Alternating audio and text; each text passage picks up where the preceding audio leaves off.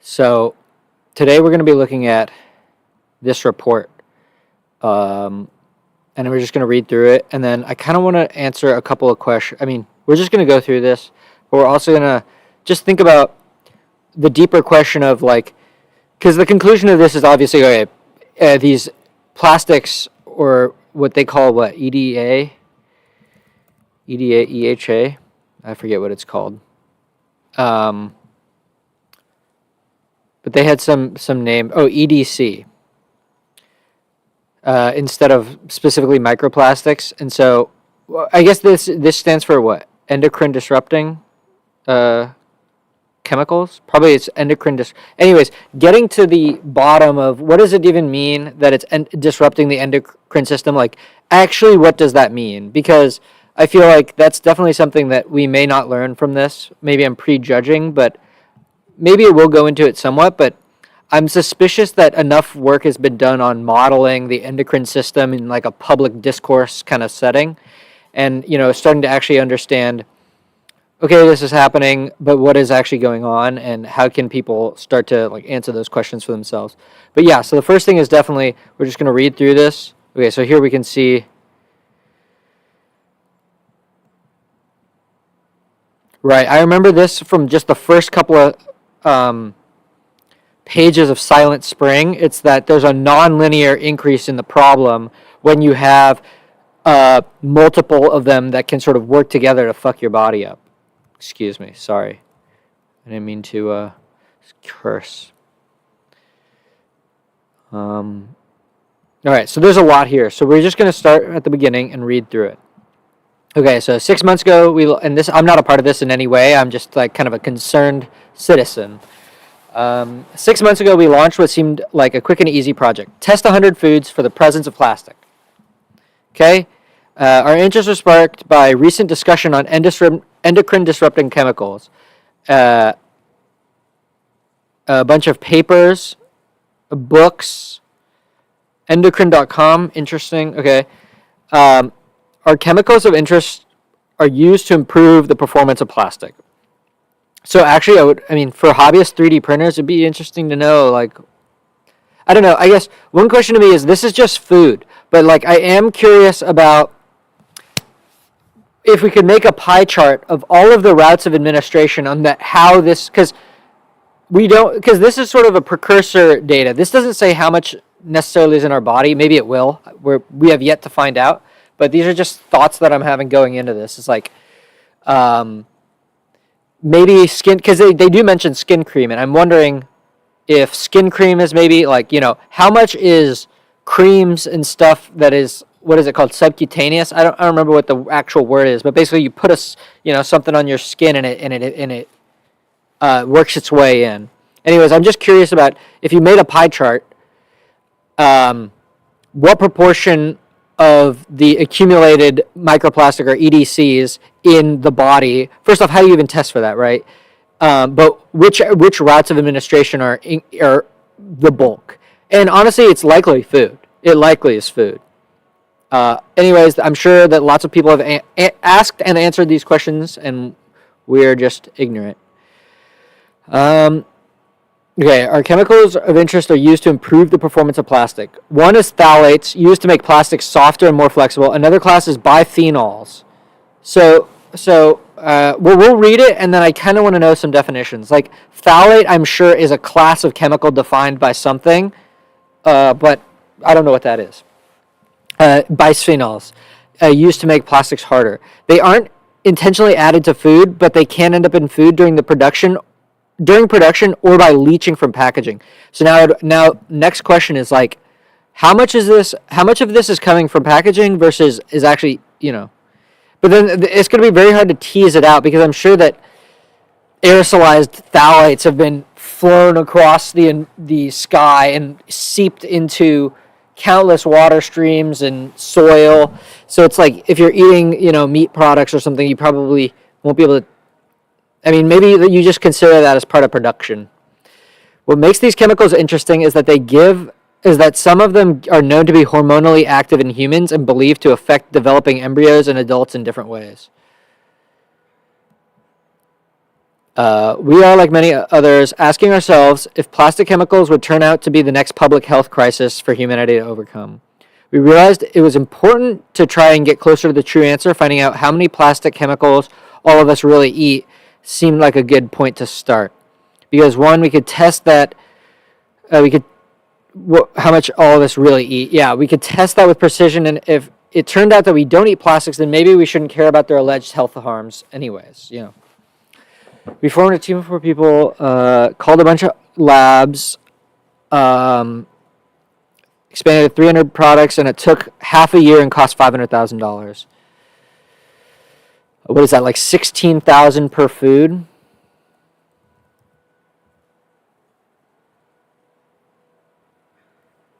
Oh, wait, it should be a...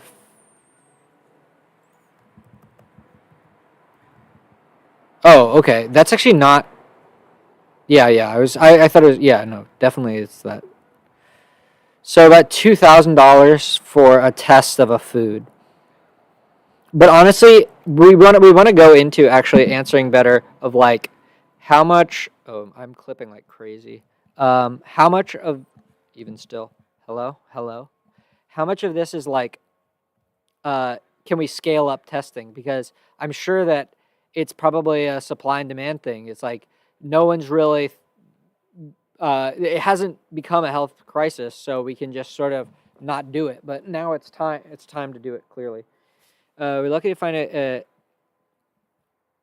to find a lab with extensive experience in food testing and to secure the assistance of excellent analytical chemists and epidemiologists who educated us and tried to ensure that our work met a high bar for accuracy and transparency.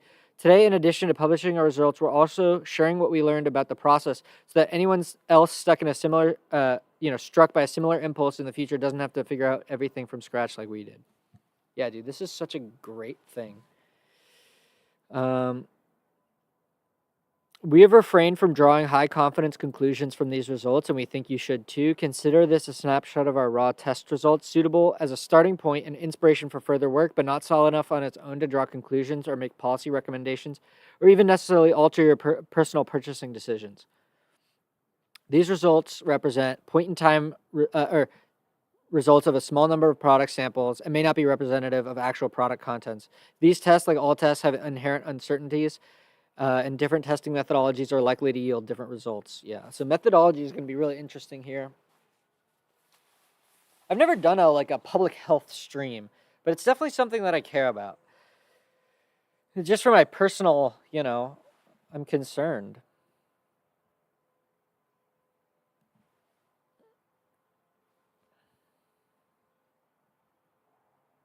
We'd be thrilled to see serious efforts to replicate our results. Okay. All right. What we learned. All plastic chemicals in our food? We collected 775 samples of 312 foods and sent them to our chosen lab. Our lab is accredited, meaning they've been independently evaluated and proven to have the technical expertise. And it's kind of annoying that you can't vet these guys. Like, did they say that? I think they say that later. Meaning they've been independently evaluated and proven to have the technical expertise and quality systems in place to consistently deliver accurate test results. The lab is asked not to be named, which to our surprise is pretty standard for labs that also work with food companies directly. What the hell is up with that? Because they know they're poisoning us, or what? I don't really get it. I'm sure that is kind of the case to some extent. I don't want to witch hunt type of thing, but it's like, I'm sure that if you're running a huge food company, if I put myself in their shoes and they just need to sell their product, they get the testing and, they don't really want it to be public. But it's like, on the other hand, there's such an upside to if they did.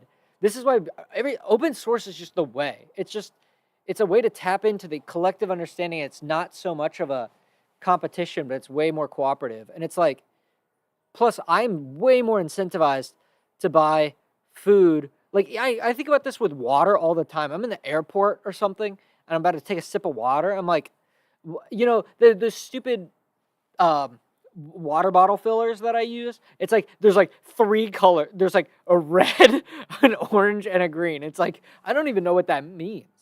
So anyways, there's a huge upside to companies that actually are willing to be tested, and vet that their food is within the safe level. Because it's like you can't eliminate it entirely. It's just not the world we live in at this point. But in any case, the lab has not been named. The lab was able to test 705, which came from 296. We tested each sample for 18 different chemicals, also known as analytes. Besides a handful of personal meals we tested for friends, we're making all of our results public today, along with a lot of detail about the methodology we used. Our goal was to test the foods that our friends in the Bay Area eat. Common items like fast food, sodas, water, milk, yogurt, produce, snack bars, but also some of the local bougie favorites like Blue Bottle coffee, Salt and Straw ice cream, LaCroix. Oh no, I drink so much LaCroix. Fuck. How can LaCroix be bad? It's just a can. All right, whatever. Fairlife Core Power Protein drinks and Tartine sourdough bread. Dude, it's crazy, but so many more products need to be tested. I'm not saying regulate, but I'm saying regulation. That's a tough one. Like, I guess I'm not fully against regulation. Like, I think that probably a ban on lead, it has to be used judiciously, but a ban on leaded gasoline, I'm pretty in favor of. But honestly, that being said, I don't have proof for that. Like, I don't know. I mean, I know that other people know that lead is toxic, but I don't really know what happens. But you have to sort of lean on that, I guess. All right. We ran a survey and combined these votes. All right. We also had to select which chemicals to look for. Note that our focus was on plastics-related chemicals at a molecular scale. This is different than testing for microplastics, which are small pieces of plastic that have broken off and which people sometimes ingest. We focused on EDCs instead of microplastics because the body of evidence for the harms of EDCs is larger than for microplastics. Microplastics themselves can contain EDCs, which will leach into your body. And so EDCs can be downstream of microplastics. There's no good method for testing microplastics. The PlastChem project maintains a list of over 20,000 plastic-related chemicals with varying levels of human exposure and health hazards. That's interesting.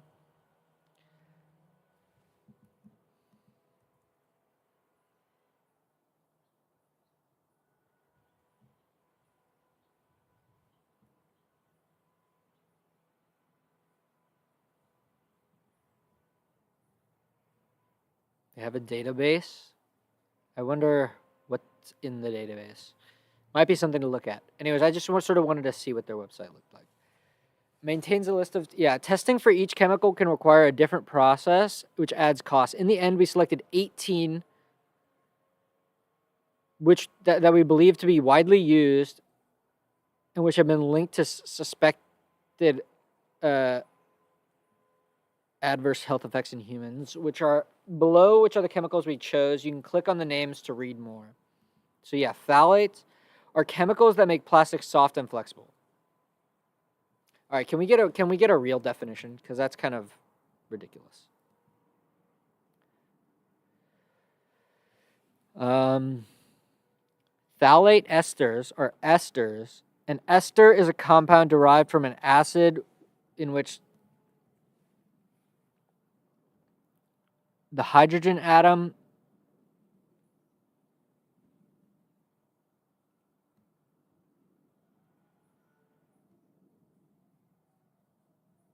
Whoa, wait, hold on. We got to work through this. If we don't do our diligence in just understanding some basic chemistry, then are we actually even doing a good thing by reading this? Okay, an ester is a compound derived from an acid.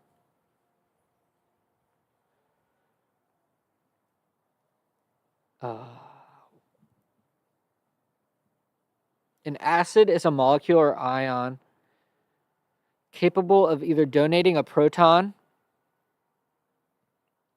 or forming a covalent bond with an electron pair.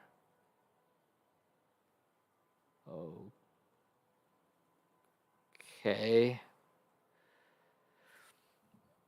In which the hydrogen atom of at least one acidic hydroxyl group of that acid is replaced by an organyl group.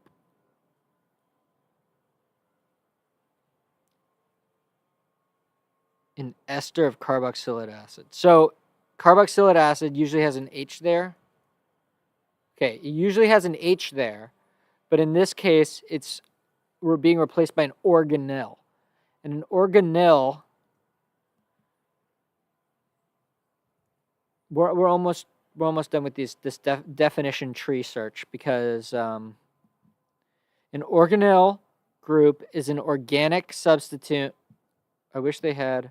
Okay, what is organic materials? I never actually looked. What does that even mean?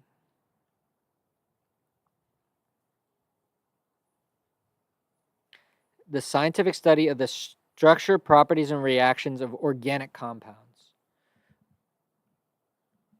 Organic compound as a chemical compound that contains a carbon-hydrogen or carbon-carbon bond.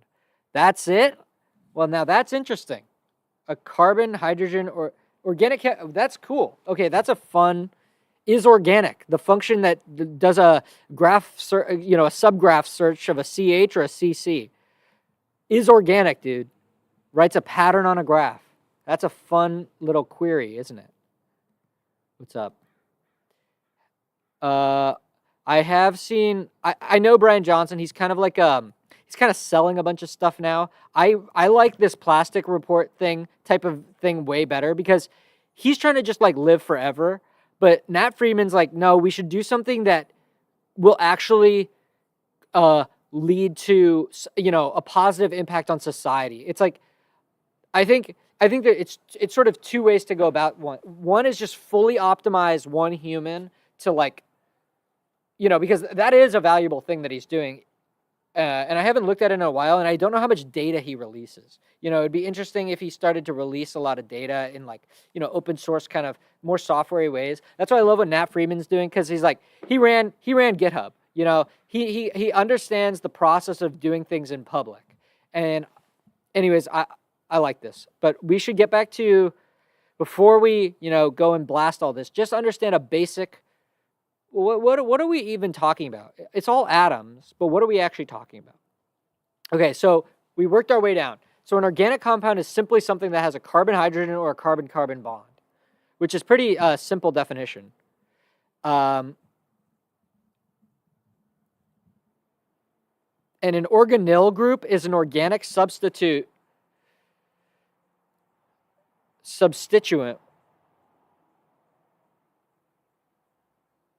Okay, yeah, substituent. It's like a pattern rewrite. With one or sometimes more free valences at a carbon atom.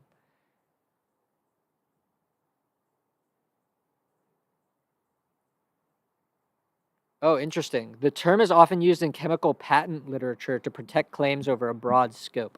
That's funny.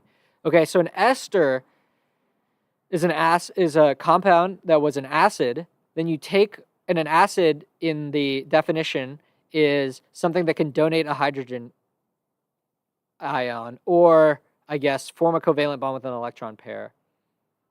That I don't remember as much of. It's been a while since I really did any chemistry. And it's a lot of definitions, I feel like. But anyways, okay, so it was an acid. Then you take one of the hydrogens, so that was that Bronsted-Lowry acid. So donates an hydrogen, and it substitutes it. Oh, it substitutes specifically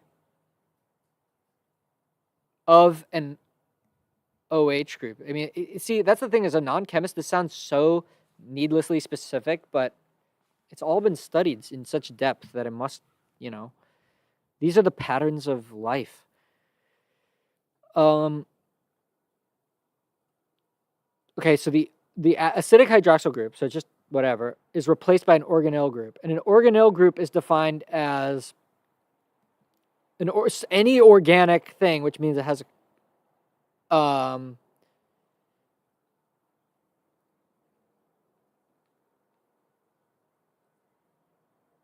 I really don't understand all of this. An organelle group.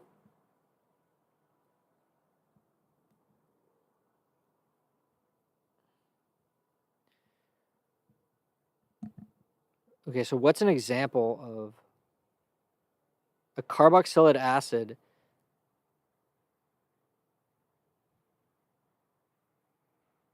Dude, chemistry is crazy, bro. They got names for all of this stuff. It's wild. Okay, fine. So I guess we kind of know what an ester is, too, as much as, I mean, we got to get through this, right? But phthalate esters are esters, so where can we see? I guess this is see that? Okay. Orthophthalates. And it could be two different ones, or it could be, that's interesting. So they're often used to soften polyvinyl chloride, PVC pipe. Interesting.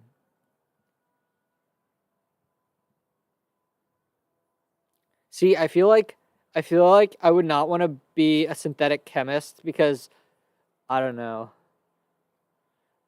But maybe biology's worse. I don't know. I guess we'll find out. Oh, okay. Or commonly by the diet. Okay, so let's go back to the list. So this is what they look like. Okay, this is what they look like. Phthalic acid. Right. So let's look at that.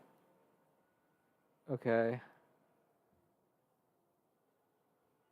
Yeah, see this. OH, OH. Okay, so you see that. So it kind of flips around, right? Because there's two O's on the top, and then there's OR. So yeah, so it is it is what they said, right? It is that you take a hydrogen off of an acidic hydroxyl group.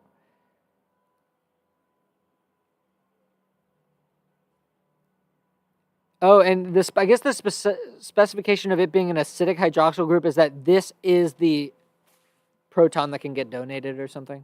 I don't know. Let's go back. All right.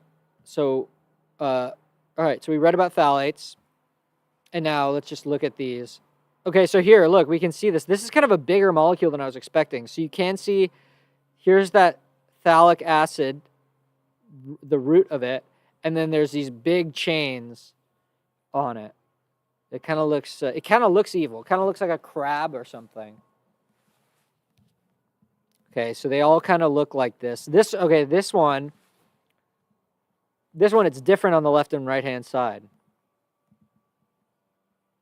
This one's a pattern. What does iso mean? I wonder if I don't know. Can you say anything about how these affect based on size? Okay, so this class of compound is apparently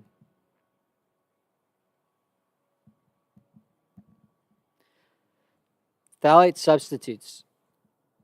Phthalates and bisphenols have been both been in use to improve plastic performance for almost 100 years. There was a major push in the 1990s to replace them. Okay, so these are the substitutes. It kind of looks like it, right? But it doesn't really look like it.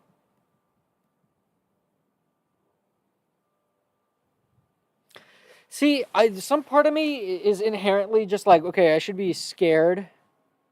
You know, I look at these molecules, oh, they look so big and scary or something, but I honestly don't know what to think.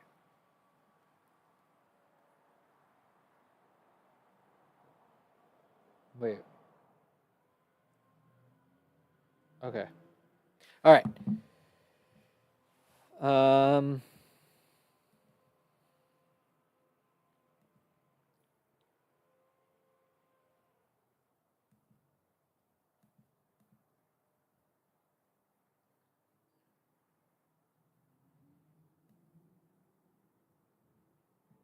Dude, okay, yeah. So I kind of pre-read this before I went live because, you know, I was just browsing.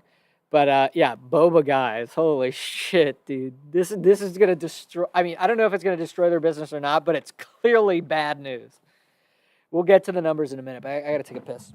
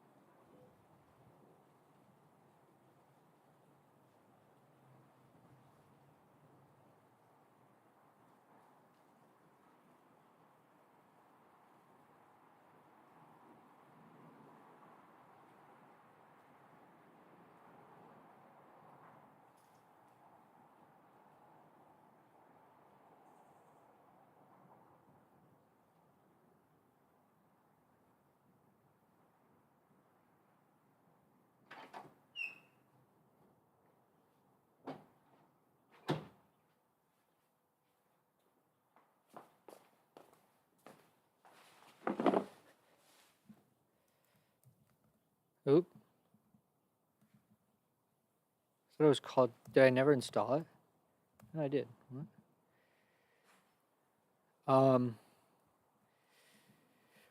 Okay, so what are we doing here? I want to know if there's like a simple website that lets me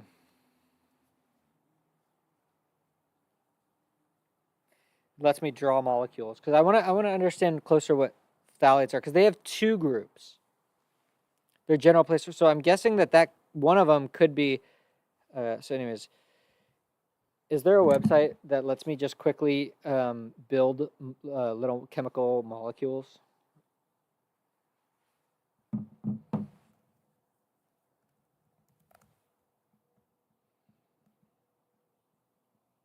I hope it has like a nice hookup to try new app.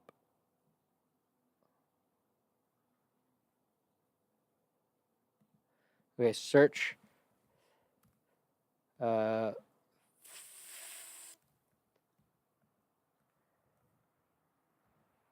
wait, can we look for phthalic acid? Well, I guess what can't I just select? Oh wait, how do I select? Is this select? Lasso select. I can just take this and delete it. Oh, and it automatically turns to OH, bro. That's fucking cool. Ah, okay, wait, but I'm on okay. I get it. So we just take all these carbons, we just delete them. Take this and just, can't we just delete this? I think I have to go like that. Okay, there we go. All right. So what is this though? That's what I want to know. Is what is this? Save it. So this should be phthalic acid, right? Because if we go to phthalic acid, it's okay, it's that. That's phthalic. Okay, so the acid, interesting. But I want to know, does it like do the graph search? Okay, this is called dibutyl. Wait, no, but that's not right, because that's what it was, but not anymore. So I want to save this, but I don't want the image. I want the actual. What is it going to be called? It's not going to give me the Isn't it smiles? Can't I export the smiles? Info card. Oh wait, nice. So it does do the. Oh, freak yeah, man! That's so cool. It gives you the smiles, and it gives you the PubChem link. That's perfect. So it does do the reverse search. Wow, this mole view thing is pretty cool. It's called it's an irritant. All right, so we did some of the basic chemistry. I know that probably 90% of the people that would ever watch this are not that interested in the chemistry, but I am. Okay. At least one of the 18 chemicals was found in every baby food, prenatal supplement, human breast milk, yogurt, and ice cream product that we tested, to name only a few categories. We also tested plastic chemicals in all of the products we tested from Whole Foods, Starbucks, Gerber, Chobani, Strauss, Celsius. Oh, Celsius, bro? Come on! Blue Bottle, RX Bar, Coca-Cola, Tartine, and Ghirardelli. Plastic chemicals were also in practically all of the upscale and healthy products we tested. We tested raw milk and beef straight from the farm, 22 organic foods, and 20 healthy groceries from Whole Foods. Apart from organic eggs, all of those products contain plastic chemicals. Our results showed that phthalates in most baby foods and prenatal vitamins. We also saw that less processed foods contain fewer chemicals than highly processed ones. Water in glass and plastic water bottles have surprisingly similar levels of chemical content. Hot foods, which spend 45 minutes in takeout containers, have 34% higher levels of plastic chemicals than the same dishes tested directly from the restaurant. Interesting. Oh, dude, they did so many little experiments in here that this is really going to be like an important thing going forward as a proof of concept on how we're going to actually scale this up to a national level or a state level, but something probably needs to be done. All in all, we detected phthalates in 73% of the products we tested, phthalate substitutes in 73, and bisphenols in 22. So it sounds a little disjoint or something. Samples of 22 products from vendors ranging from Starbucks, Shake Shack, Whole Foods exceeded the European Food Safety Authority intake limits for bisphenol A. The excess amounts range from 450% to 32,000% for a 70 kilogram, 154 pound person. Additionally, for 2 water bottle brands, one of the samples exceeded the FDA limit. Okay, right. So this is the thing, right? It's like maybe, I guess there's a big to-do list of things. Maybe I'll just say them out loud, but I know I'm going to forget them, so I might as well just open up a little repo and make a little thing. But what is it that I want to know? Is I want to know the history of chemical regulation in, or let's just do,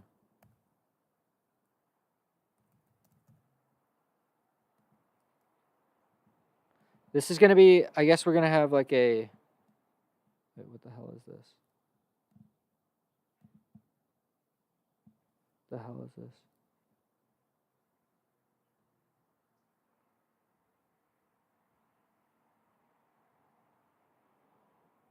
What the hell is this?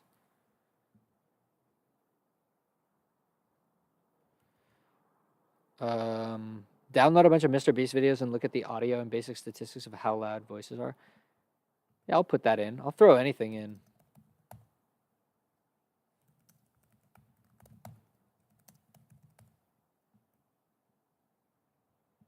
Where's MISC? Okay, so I think I'm going to make a new section of things. And it's going to be government and public health.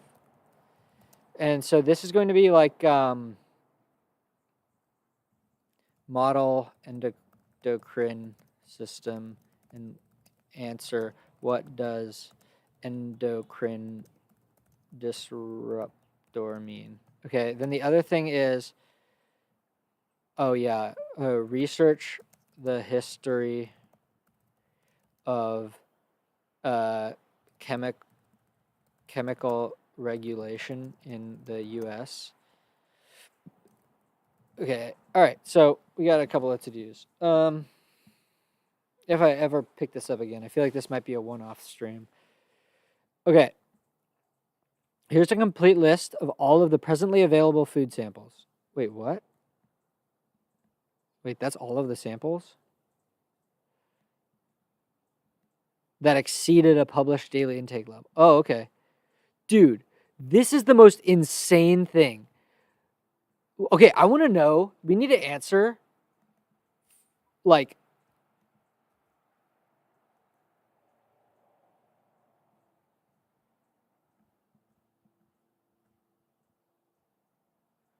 what is the limit though?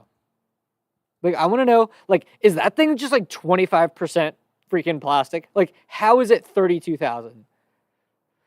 Okay, let's just slow down. Okay, here's a list of the presently available food samples that we tested that exceeded. Okay, so we can just look at this. Tap water. I want to know, what is it called? Did I close it already? Whatever, let's just do this. I want to know, does RO water prevent that?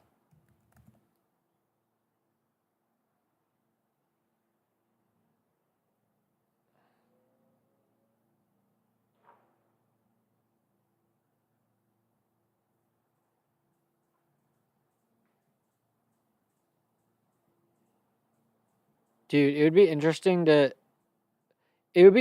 answer like well, I guess we'll find out, but what really goes into testing? Can someone do this at home?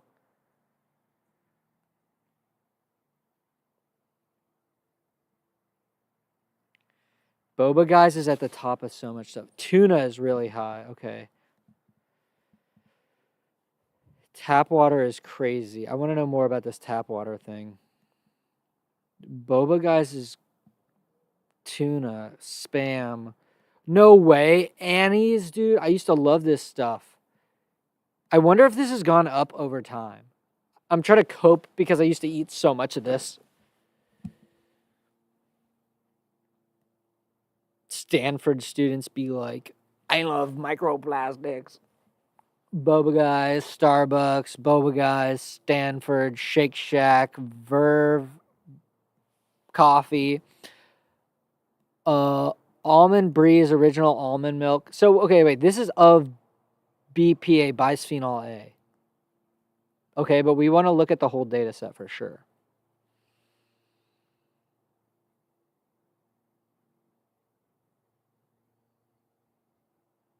Domino's pizza, Ben and Jerry's ice cream, boba tea. Wait, but that's the same. Boba Guy's black tea pearls. Boba Guy's black tea. So one of them was like way worse than the other one. But honestly, that range is still crazy. Whole Foods salmon, Whole Foods salmon, Whole Foods ribeye, Whole Foods salmon, protein bar,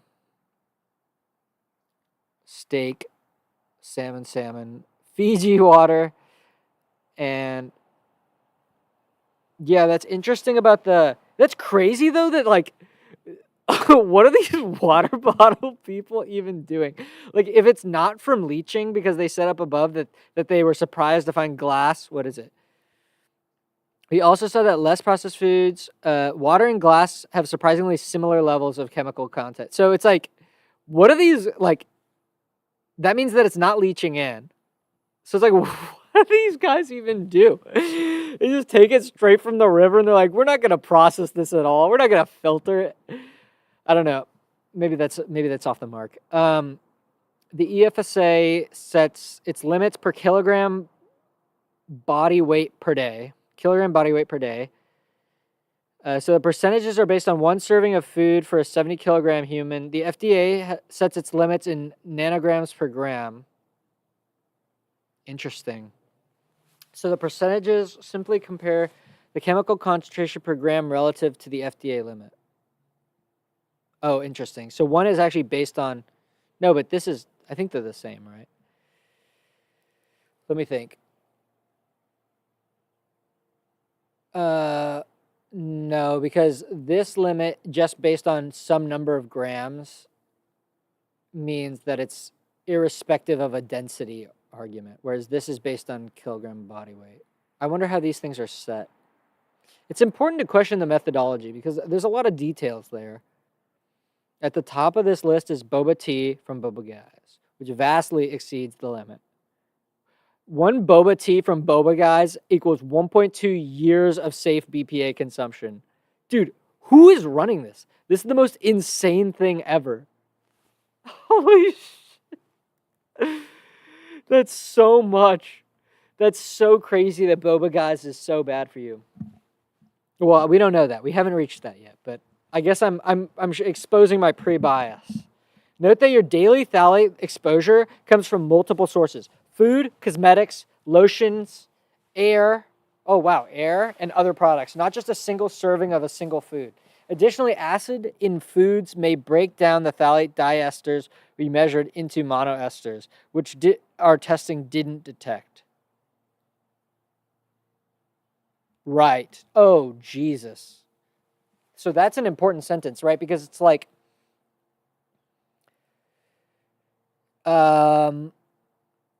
it's probably kind of like a mismatch between what we can test. Because, okay, there's sort of two sides of testing. It's like, it's going to be, the FDA has a incentive to regulate and put limits on things that are directly humanly harmful, right? But the thing is, anyways, I'm just repeating what this says. Those things might be broken down by the body, so you're not actually testing for them. But I don't know, maybe you can do something to untangle all that. That said, with the 24 exceptions above, all of the foods we tested are safe to eat according to the FDA, EPA. Oh, well, that's good news. So the question of plasticochemical safety largely comes down to whether you believe those organizations have set the intake limits correctly. So the kind of like immediate response is, well, none is okay, but it's like, so anyways, just, I don't know. All right, below are the safety limits we found and referenced. They were published by the EPA and the FDA in the US and the EU. The EPA and EFSA provide the most comprehensive chemical limit. What just happened? Was that just open? That was crazy.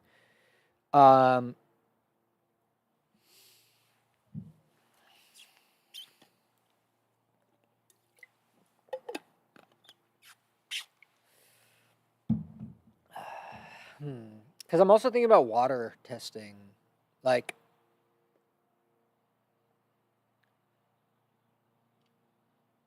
it would be interesting to see if we could download some data and see how much phthalates are in tap water. Dude, there are so many people in my family that are like, RO is for jokesters. Why would we need filters? Tap water's good enough, type of thing. It's like, are you guys crazy? All right.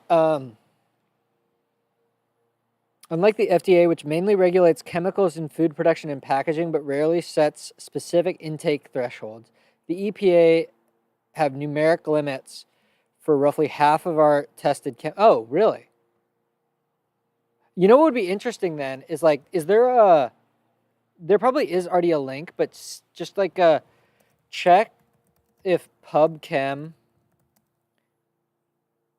links to EPA limits easily or something. I don't know. This is one of these times where I'm like, I got a lot of ideas, and I'm real excited. I'm hot. I'm coming in hot. Okay. Primarily reference EPA reference doses. Okay. All right. So we can see that they were right about these limits are largely from the 90s.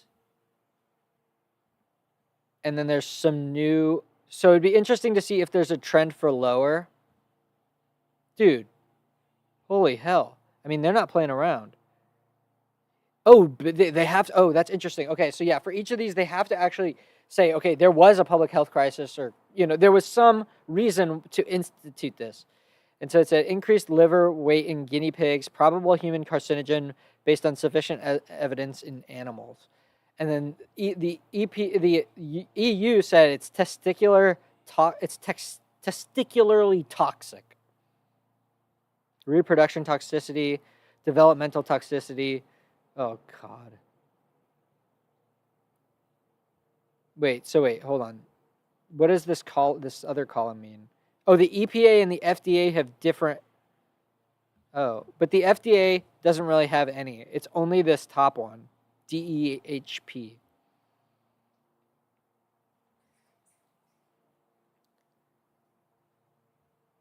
Oh, so they normalized this by body weight. But the FDA just gave a okay.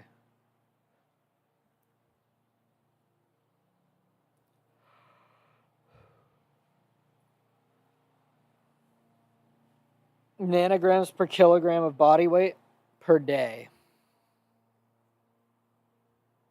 I wonder how many molecules that is.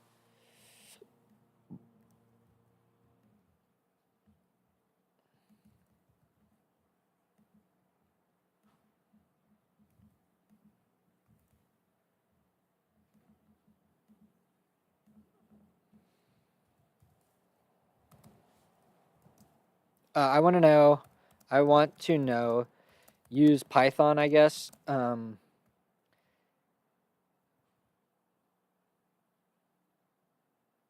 For like a 70 kilogram person, I want to know how many molecules of DEHP this means per day. And we probably need to know DEHP's molecular weight. DEHP. Is this it? Molecular weight.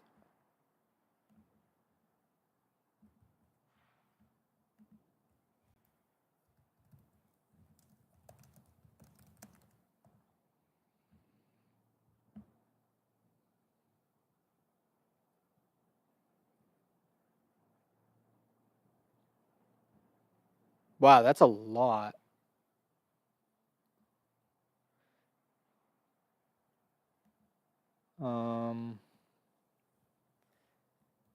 What is the amount in grams?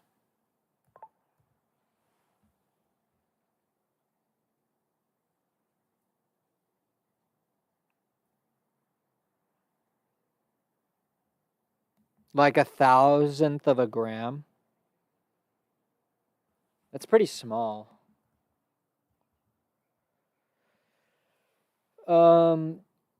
Increased mortality. Oh, the EU is saying so much more stuff.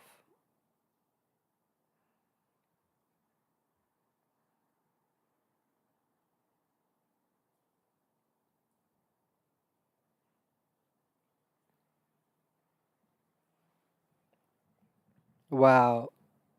This is always my thing is I'm like, oh yeah, we should be able to model this, but then it's like, dude, this symptom is so high level that it's like, how the heck are we gonna make a model that predicts any of this liver changes and stuff like that? Like it's just such a high.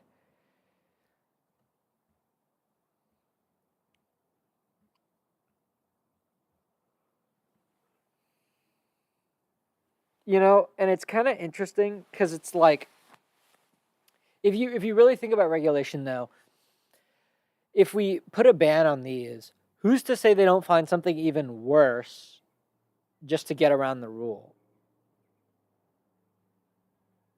So I don't know.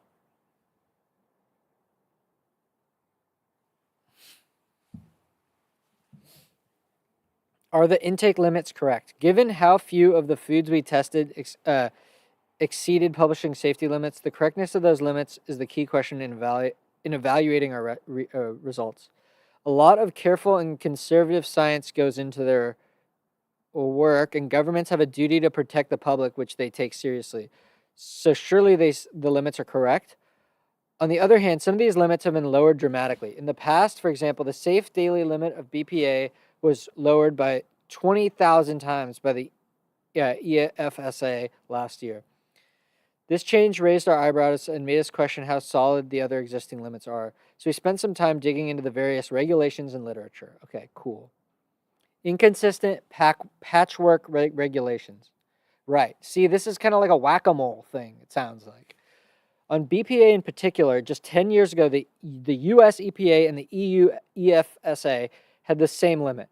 Then the EFSA lowered their limit several times, resulting in a 250,000 times difference in the limits. But the EPA IRIS site to this day says that no, the limit they last revised in 1988 is still correct. This is an important difference if you want to interpret the plasticlist results. Remember that, so wait, hold on. But it sounds like, but this is only like 2 times different, right? This is 10 times different. This one's actually goes the other way. And then just a bunch are not set.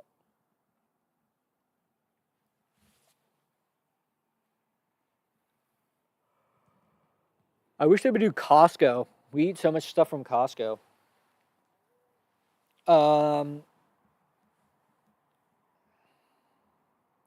This is an important difference if you want to interpret the plastic. Remember the boba guys tea that contained 1.2 years of safe BPA consumption according to the EFSA? According to the EPA, it's well under the limit. Okay, yeah. There are also inconsistencies between the safety limits set by different regulatory agencies inside the U.S. Take DIBP. The U.S. Consumer Product Safety Commission banned it in children's toy and child care articles in 2017 on evidence that it could harm male reproductive development. The EU has also banned DIBP in the cosmetics, electronics, and anything that touches food.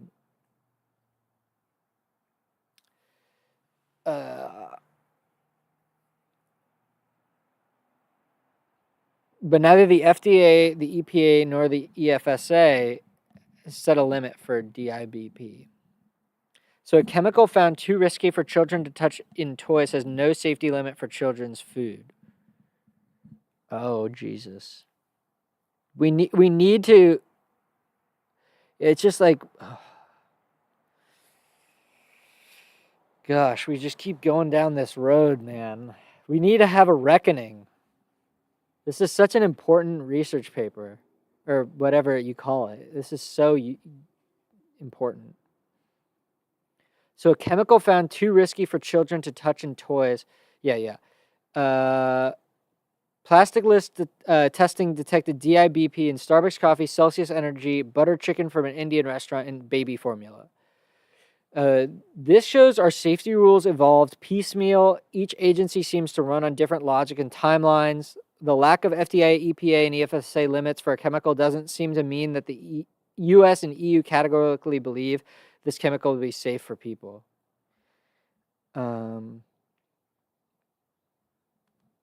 DEHP, the second most widespread chemical in Bay Area foods. The FDA issued a statement urging pharma manufacturers to avoid using DEHP. Dude, not to go crazy, but might be worth looking at. Do vaccines have a bunch of this stuff in it? If they're urging pharma manufacturers? I mean, they're probably talking about pills, but still curious. All right. These phthalates are endocrine disrupting chemicals in animals and may interfere with the production, secretion, transportation, metabolism, receptor binding, mediation of effects, and excretion of natural hormones that regulate developmental processes and support endocrine homeostasis in the organism. These same phthalates are suspected of being endocrine disrupting in humans, and effects would depend on the systemic exposure. Would it depend on this? Yeah, okay. FDA allows small amounts of DEHP in drinking water and doesn't set DBP at all. Limits based on small amounts of old data. See, that's what I'm saying. Dude, we need people in government to take this seriously. Today's safety limits are... and the thing is, look, there is... maybe we should look at, in addition to just the history, also it's like, did banning leaded gasoline work? I think I have seen some data, but there's a difference between just like reading something while you're alone and you don't really care versus really digging in and actually asking the questions. But I'm pretty sure I pretty much land in the camp of, yeah, it's probably a good thing. I mean, I even think about like what is in the off gas of non-EV cars.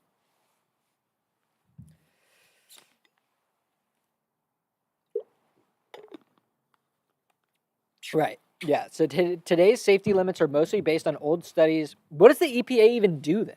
Come on, guys. I guess maybe they're just underfunded. It's so sweet that a private citizen could just do this now. It's like we could just take it into our own hands. It's expensive, but it's like, how cool is that? Today's safety limits are based mostly on old studies and even older papers. The EU and the EPA have set the most comprehensive limits we could find, and the FDA,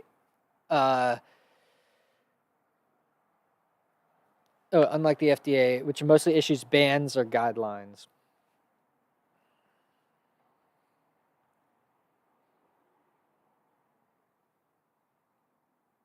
The safety limits are decades old. Aside from the BPA updates, the EFSA set its limits for the major plastic chemicals around the mid-2000s, and the EPA set most of theirs in the late 1980s. The EFSA reviewed its dude, that's actually so long ago. Literally almost 30 years ago. That's pretty wild. The EFSA reviewed its limits for DEHP and a few. Dude, this is so important. I remember watching this one thing. I forget where I saw this, but some guy's like, "Look at Kim Kardashian's fridge, only glass." Anyways, just an anecdote.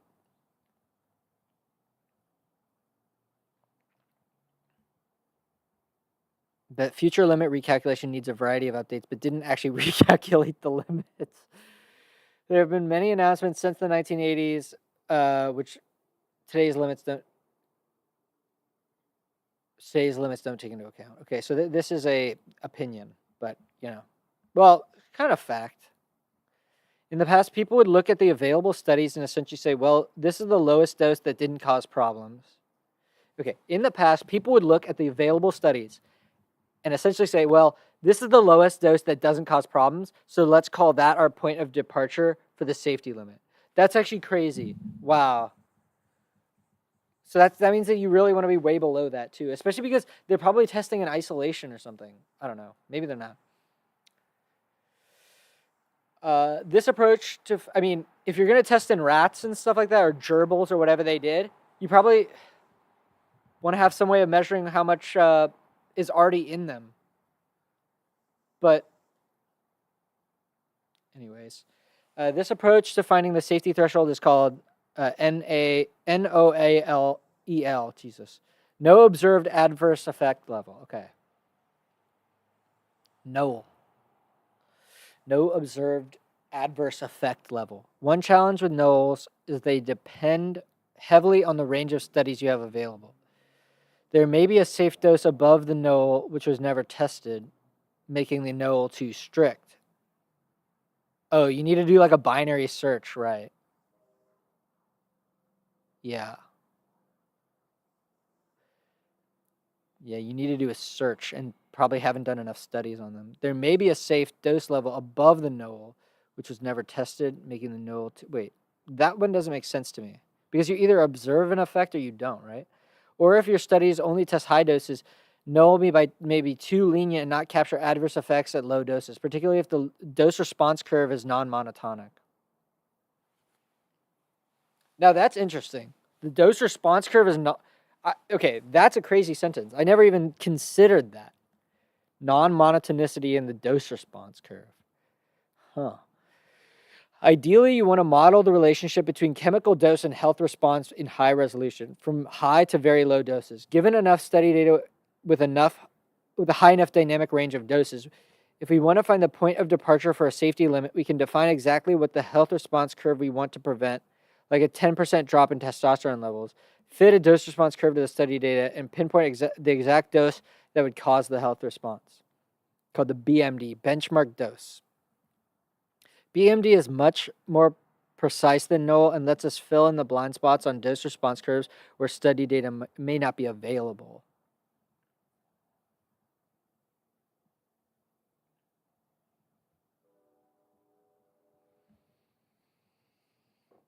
Dude, it would be interesting to take this chart and find the, equivalent chart for how, cigarette research or whatever, I don't know, or, even leaded gasoline, what the over time looks like. In the last 20 or 40 years, we've generated a lot more data, which we can use to build better dose response models. Well, that's good. There's a meta study, the plastic health map. Oh, cool. Cited the graph. I wonder which schools are doing this research. Is this in the EU? Australia. Interesting. Oh, wow. Australia is doing a ton of plastics research. That's cool. Yet almost all of today's safety limits for the chemicals we tested are based on old NOLs. For example, the EPA safety limit for DHP in 2024 is based on a 1953 study. Dude, that's crazy. That's crazy. The limit was set based on a 1953 study. Dude, that's crazy. Is that not crazy, bro? That's so long ago. Oh my gosh, dude, that's crazy.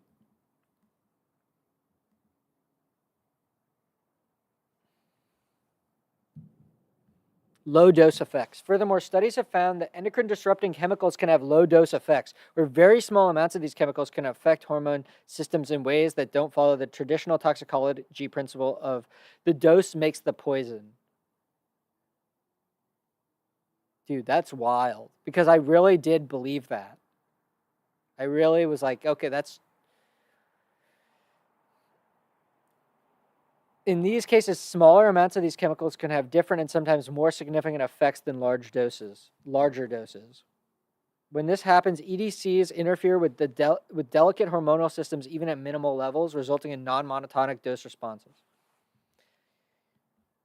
Dude, non-monotonic dose responses is crazy work, bro. That's crazy. Okay.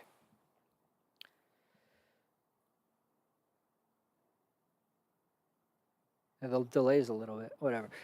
Still, as of 2023, we didn't have an agreed upon way to find out whether a chemical has an NMDR that affects its risk assessment. I mean, the problem is you got to do so many experiments. I'm guessing.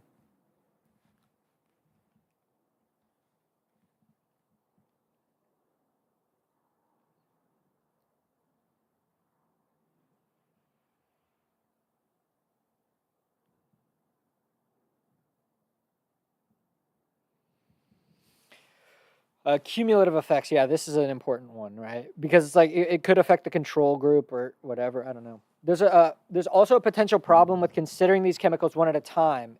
In the real world, humans are exposed to many phthalates, bisphenols, pesticides, and other chemicals at the same time. So the health effects are cumulative. We only found one safety limit for a mixture of chemicals. DEHP equivalency.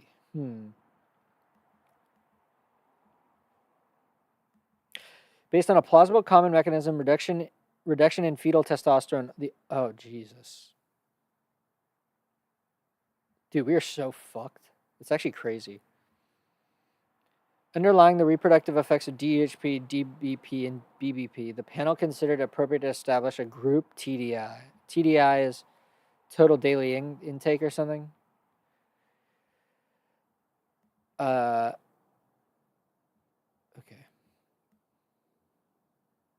It's a weighted sum based on potency. See, the thing is, that's actually wild, dude. The weighted sum. Kind of nuts. There are newer studies that test real-world mixtures of chemicals, but we didn't see any other safety limits that would try to figure out the safe dose in the real world in the real world context. The new limits don't necessarily have to be for chemical mixtures, for instance. We could keep individual limits for their convenience, but calculate them based on real world exposure patterns that include chemical mixtures.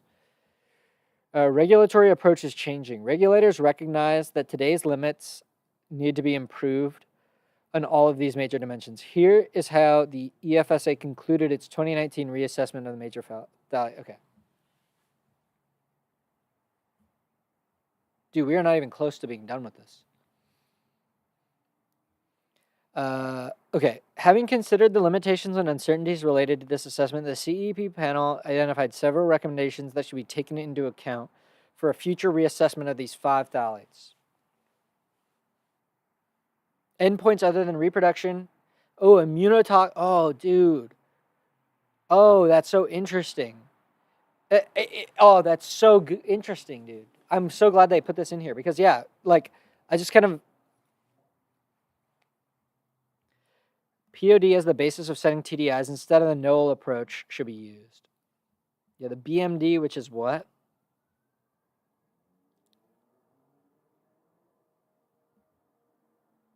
Benchmark dose.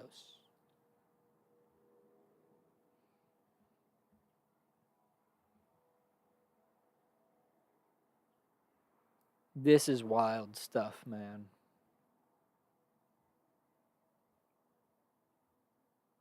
Okay.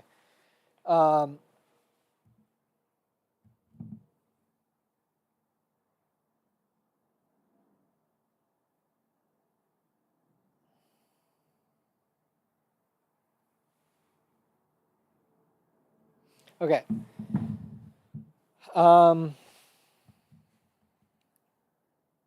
So the existence of low dose and cumulative effects raises important questions about how we set safety limits. The approach often taken by regulators of finding the highest safe dose and setting a threshold there may not apply to non-monotonic dose responses. Honestly, though, that's interesting, man.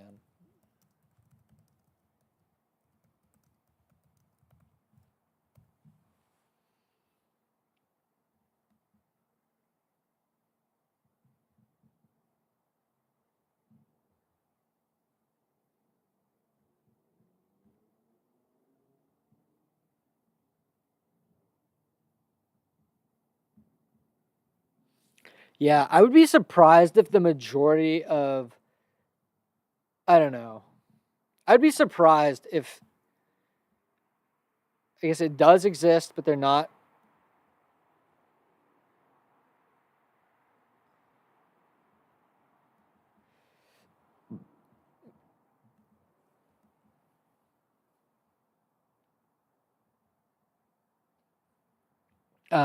Okay, here's an article published a convincing list of the various ways the traditional approach to risk assessment does not apply to EDCs, which are what? Endocrine disrupting chemicals, where they mention both low dose and cumulative effects.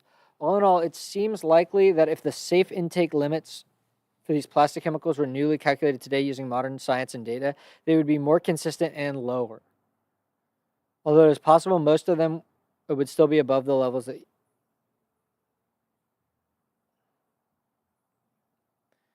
The strongest evidence for human harm that we could find is a set of studies showing that EDCs may mess up fetus and baby development.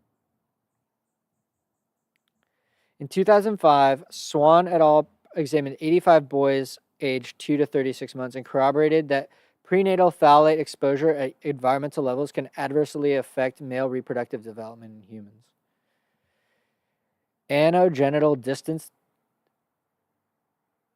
from the center of the anus to the base of the penis. That's interesting. Wow, that's crazy, actually. Anogenital index, AGD, normalized by weight.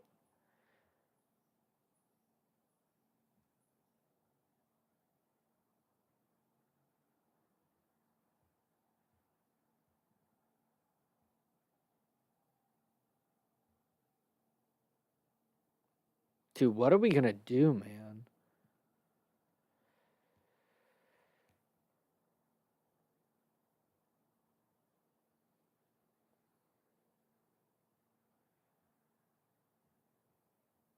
Okay, so AGD is used as a biomarker of androgen action and sexual differentiation. Wow, dude. But what do we do? That's the question. What do we do?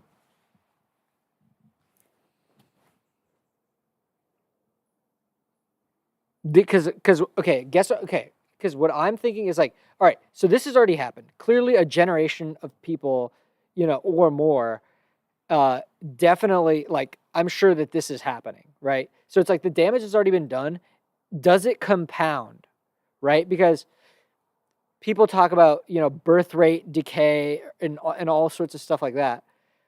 And so it's like it could have a compounding effect on human health because it's like people are just gonna have way less kids because I don't know if that's true. I don't know if that's true, but it's something that I'm thinking about. The results showed clear dose-response relationships between maternal phthalate exposure and reduced anogenital measurements.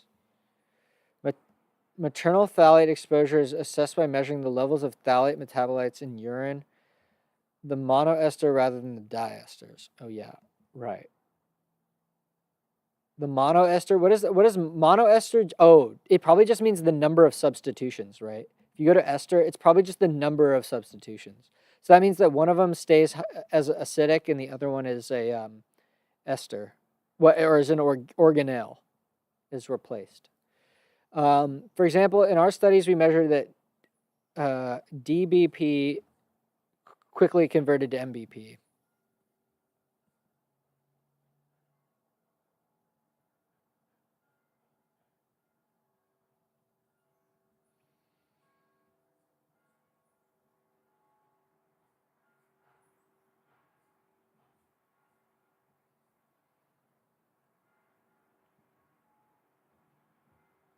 Confounding effects is maybe an interesting thing to think about. It's like the people that do have high plastic also have other stuff.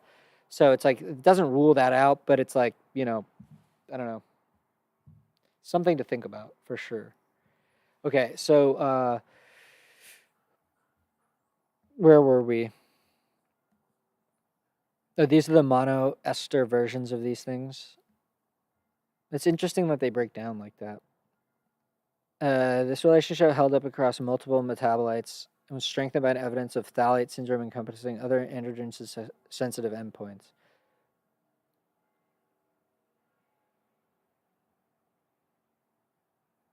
Wow.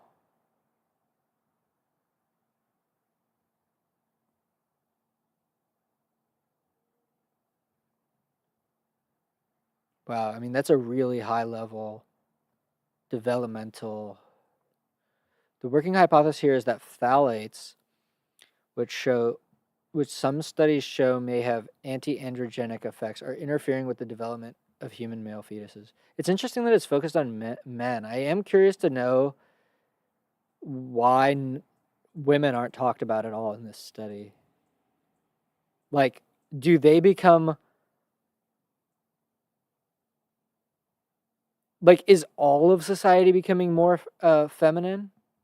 Or is it that it's collapsing from both sides? Or like it could be being shifted by one side, because that honestly might be more likely just thinking about our chromosomes, right? Because there's XX and then XY. So it could be that Y is collapsing back into X type of thing. I mean, I don't even know what that means, but I'm just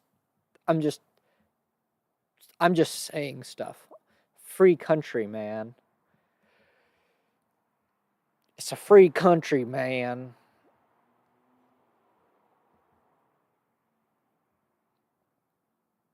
Phthalate exposure may interfere with brain development. Dude, that's why we're all fucking tizzy, man. We're all so fucking tistic, bro. Dude, has anyone done a phthalate autism thing? Bro.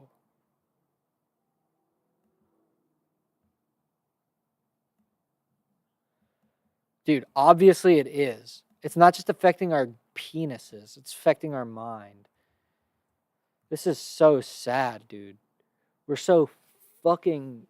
I'm sorry. I knew I was going to get mad after reading this thing, but it's like, whoa, no, but it's IQ. Holy hell. across genders are dude, this is a problem.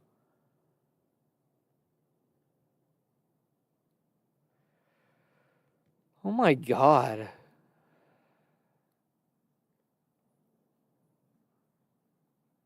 I mean, it's crazy. It's so crazy, this whole thing, because I was like, oh, leaded gasoline, so bad, reduced IQs for a generation. But it's like, we're just back on our human nonsense, destroying our minds with the, the things that we made. Whew.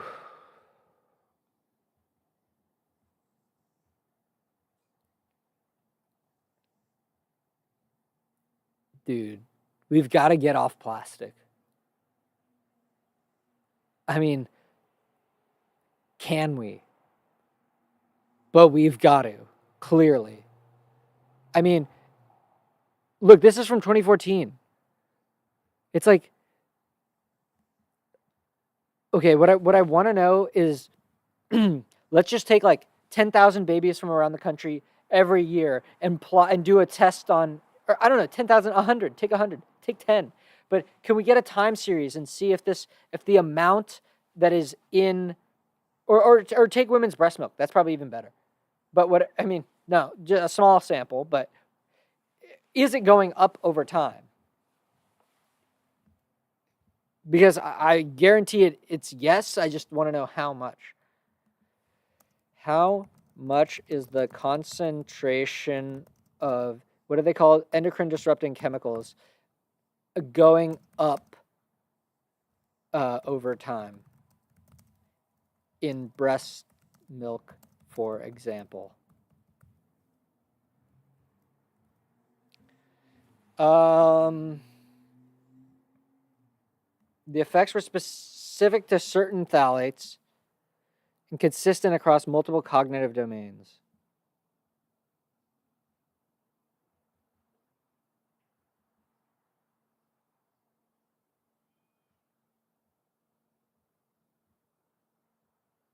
Dude, this is so sad, man.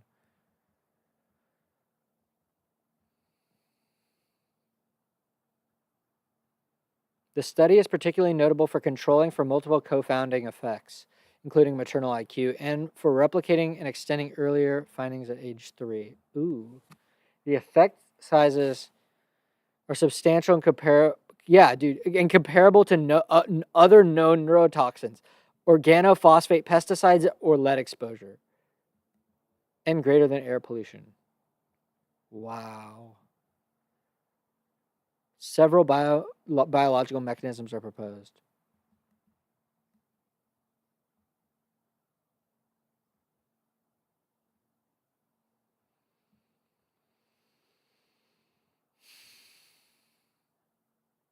Yeah, but I wonder if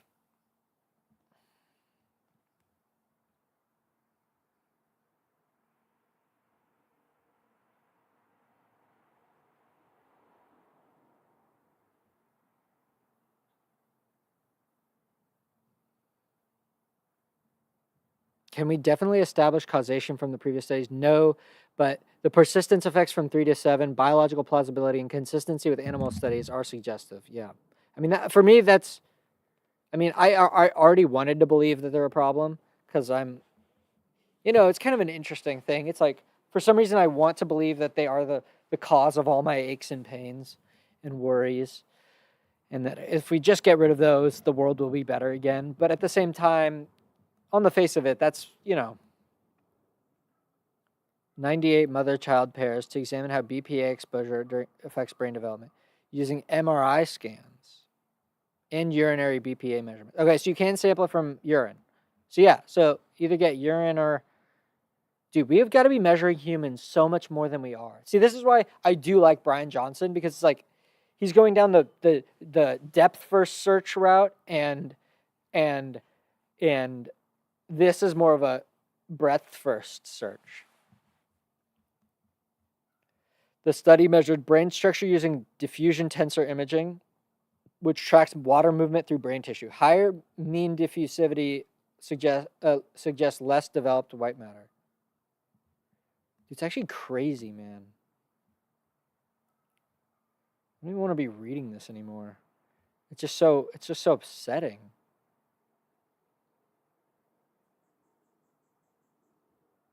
The researchers found evidence that higher prenatal BPA exposure altered white matter development in crucial brain regions.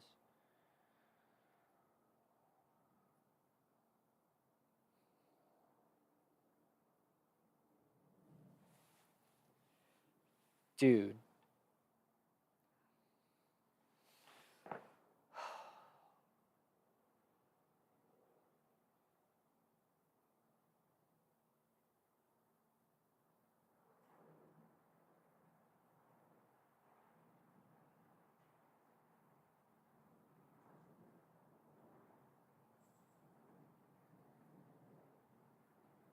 Dude, and it's crazy. You give your baby some boba and they're permanently messed up. Because you can't undo development. Or, I don't know. But development, man. Oh, my goodness.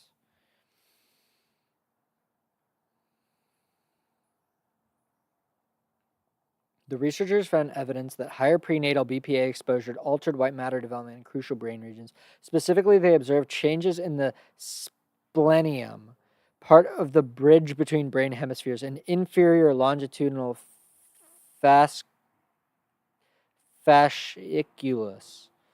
involved in visual and emotional processing. What a world we live in. We got to get away. We got to go hide.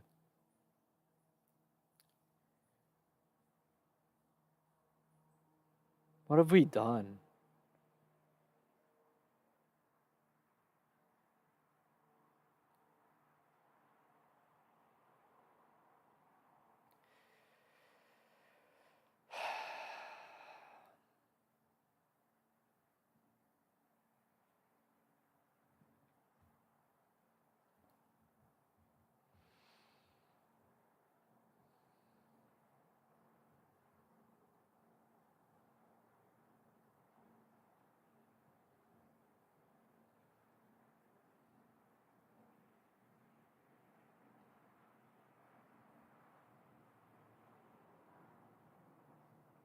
Oh, really?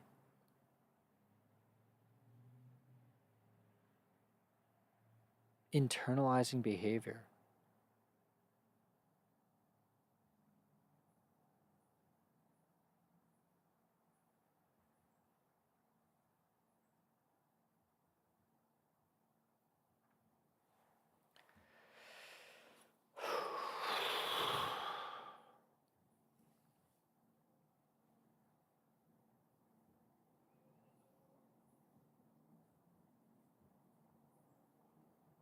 I'm curious because it makes sense. It makes sense that the focus is on development because that's probably where you're going to see the most effect. But I am also curious about some of this stuff just about long term, non-developmental. It's like, look, if I'm already screwed up, should I just keep eating plastics? Or, it probably does,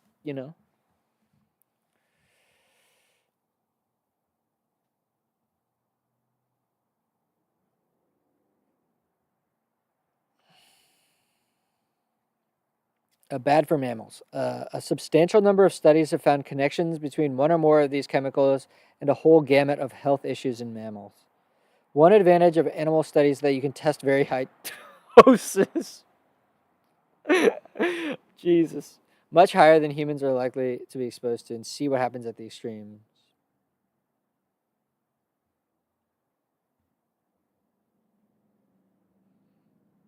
See, that's fucked up though. But AI is just going to test on us. We're going to be test subjects. To pay for college for my kid, I'm going to let an AI dose me with a hell of a bunch of and sacrifice my life for the data.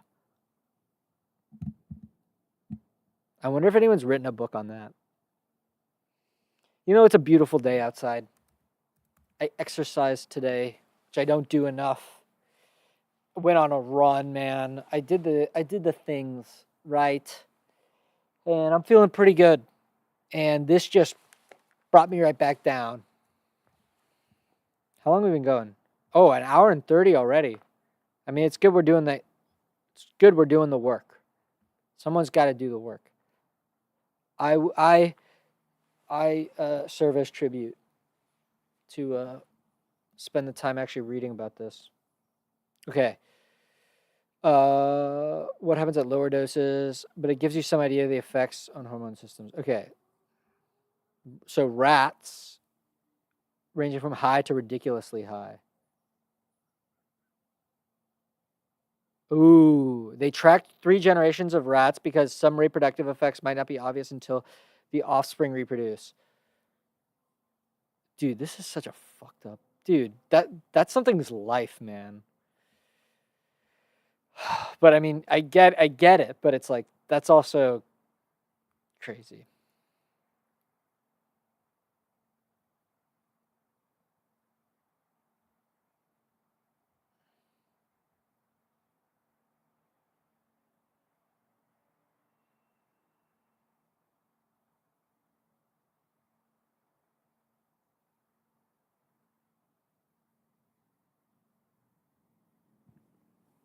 Dude, we are gonna have to do so much uh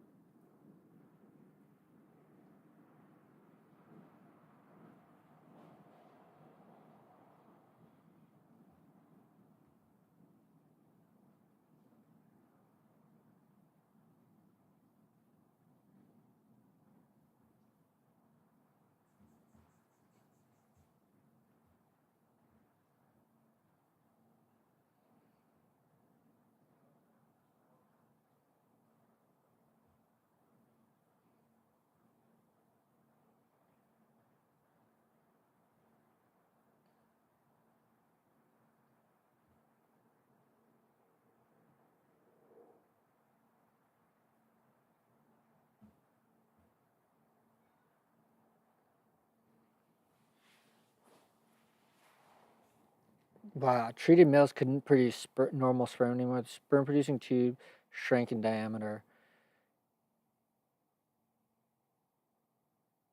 Oh my god. Dead tissue. There are fewer developing sperm cells in the tubes.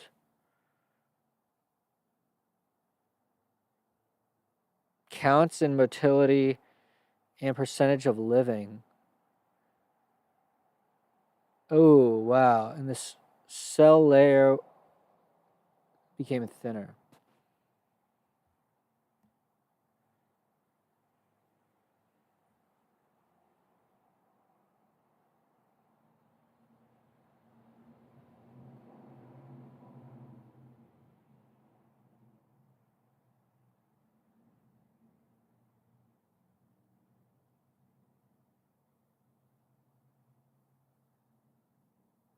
Wait, this one's normal?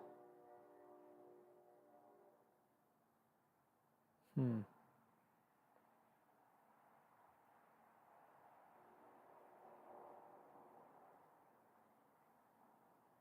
My gosh, this is the worst thing I've ever read. Holy shit. Not surprisingly, the DBP injected males had trouble breeding. They needed 4 to 4.5 attempts to successfully mate compared to 1.5 in controls. When they did mate, fewer eggs implanted and fewer pups survived. Oh my gosh.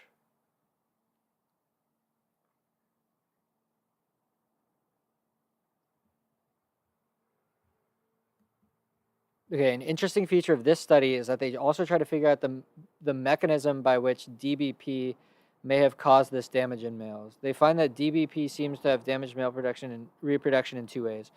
DBP created oxidative stress, basically causing chemical damage in the testicles. DBP more than doubled the levels of harmful oxidation products while decreasing the natural antioxidant defenses that usually protect testicular tissue. Testosterone dropped by more than half.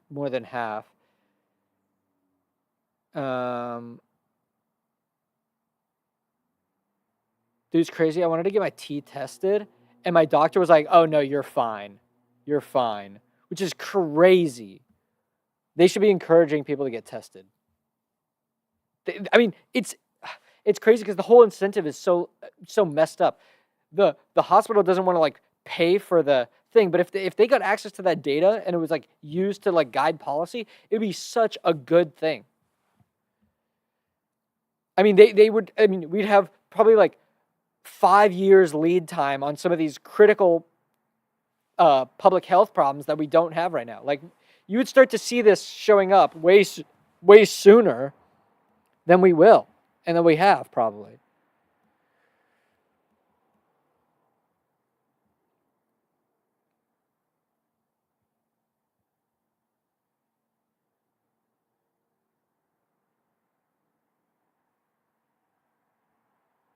Oh my God. DBP disrupted hormones. Testosterone dropped by more than a half. And in response, the brain pumped out more signaling hormones, so FSH and LH, trying to kick the testicles back into action. The study also found that the male's offspring had. See, this is part of the thing about Brian Johnson. It's like, it's not going to address what I mean, it might find some important things, but it's not, I feel like, going to have as big of an impact as something like this is. Like, this is like, yeah, we should be worried. Okay, wait, hold on. Many other studies,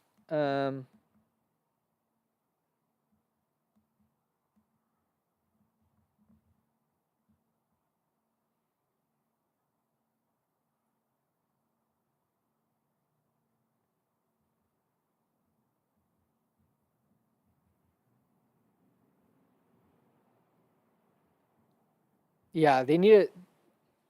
Okay, so are we even close to the conclusion? No, we're not. How much more do we? Okay, so there's a lot of data.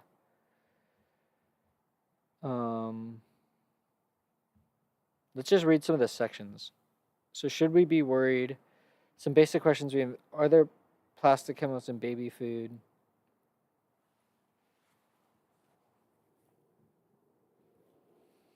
Okay.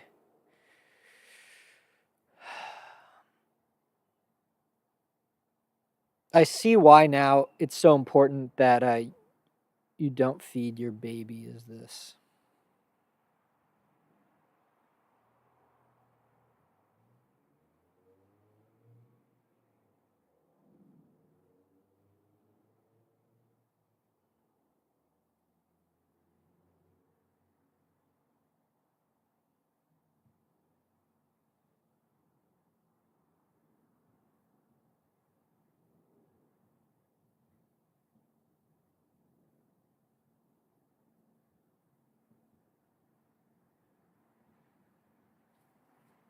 Does PLA have phthalates in it?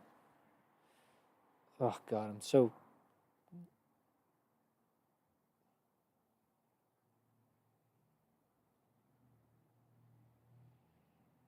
Regardless, dude, that's so many. Wait, isn't that so many per gram? Because you drink way more than a gram of. Don't drink milk, I guess.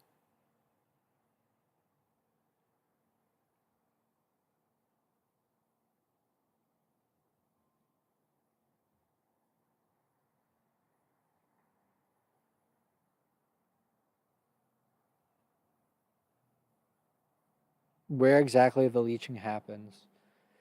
We also tested farm-bought versus store-bought beef, testing 3 boneless ribeye steaks from a local butcher shop in the Bay Area.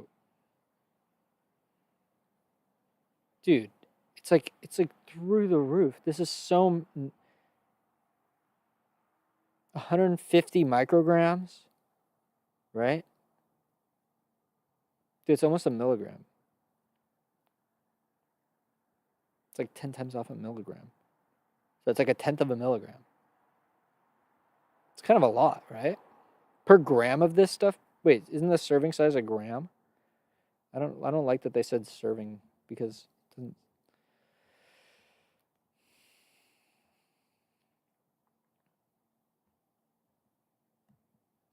One common belief among people concerned with plastic chemicals is that foods from the 1950s didn't contain these chemicals or contain lower levels. We set out to test this. Oh yeah.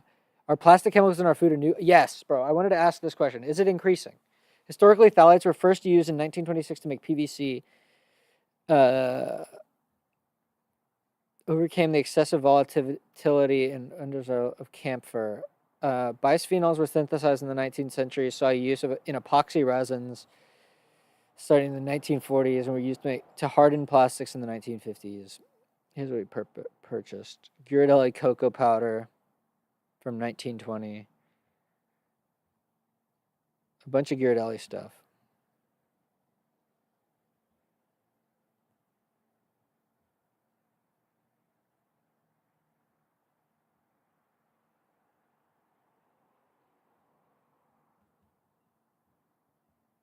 You kind of have to do with what you get, but okay.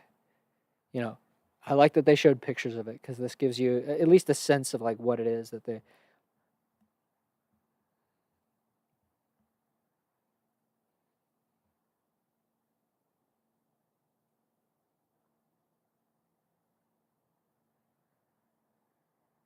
So it's actually gone down, except for DEHP. And DEHT. But the thing is, if you think about how many possible, if you just think about how many possible phthalate molecules there are based on this, I mean, technically an infinite, but it's like, I would guess that as the molecular weight goes up, the probability that it gets synthesized goes down. I don't know if there's any real chemists you can answer that question, but it's like, probably true, right? It's like it takes more coordination from a bunch of atoms to come. I mean, maybe not because maybe you already have the prerequisite. I don't know how this stuff works. I'm just saying that you could probably do some real math to figure out what are the most likely phthalates.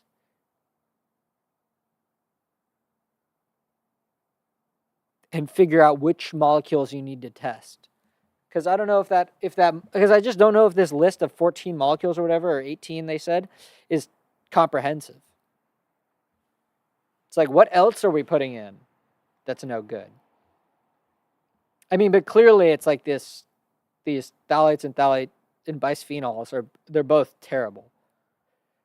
I mean, it's like not only the IQ drop, but the reproductive failure rate is going to go way up. I mean, it's going to be a huge, huge problem.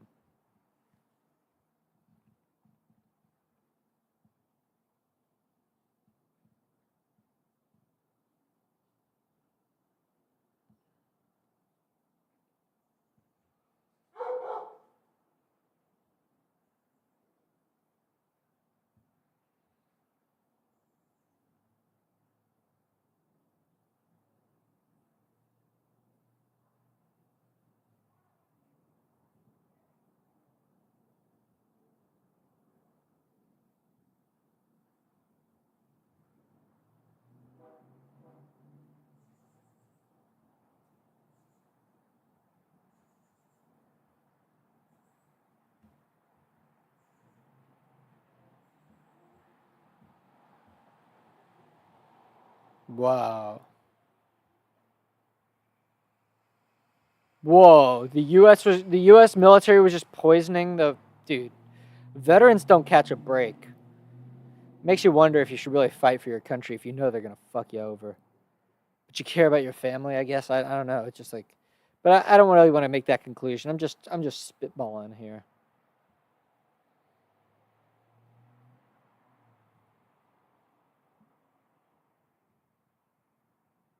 Oh, here we go. Water. I wanted to know about this. Bottled versus tap, hot cars, Brita filters. Nice. Nice. I'm glad that they did a bunch of water. We conducted several experiments to understand chemical contamination in various types of water. And see, the thing is, this is where I'm kind of happy because I hope that I get favored a little. I mean, what does it matter? I'm 25, but, you know, I would like to. It's probably already been in the warmth, though.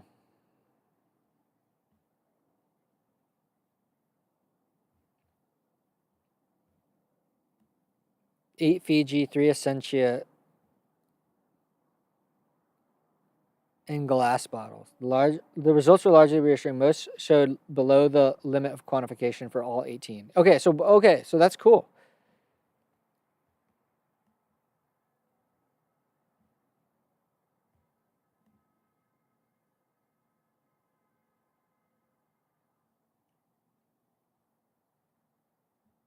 Oh wow. DEHT was the most widespread. It appeared in 44% of tap water samples, with a notable outlier from San Francisco's Marina district showing a surprisingly high DEHT level of 500,000 nanograms in a 12 fluid ounce serving. That sounds high, but we'd have to do some calculations. In contrast, our lab didn't detect DHT in any bottle of water, although the LOQ for bottled water was higher than for some tap water results. Okay, I don't know why that would be. So we're surprised we did not find different levels of chemical content in water from glass and plastic. So what gives? So if there's no difference between plastic and glass, I honestly don't know what gives. Where is it coming from? Water is one of those things that it's so ubiquitous. It's easy to measure, easier to measure. It's probably easier because we want it pure. I don't know. Water seems like ripe for a lot of testing. Unexpected results in a hot car. To test whether leaving plastic water bottles in hot cars leads to chemical leaching, we left 3 Fiji bottles in parked cars in Palo Alto for 1 hour on a sunny summer day. Comparing them with our 4 control bottles not exposed to heat, surprisingly, the heated water bottles showed what? While 1 control bottle showed detectable. All bottles left in hot cars tested below LOQ for all analytes.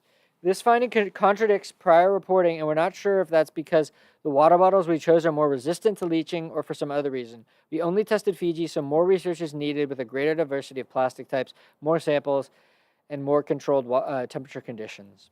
Running the tap. We investigated whether running the tap water for 30 seconds affected chemical levels by testing samples in 3 San Francisco locations. The Y Combinator building.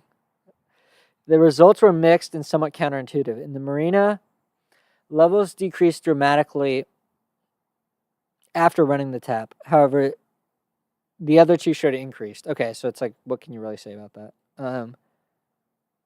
But wasn't the marina high? So I don't know. I thought there was one marina that was like super high.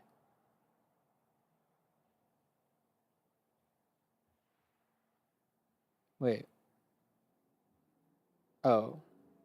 Oh yeah, this is the one.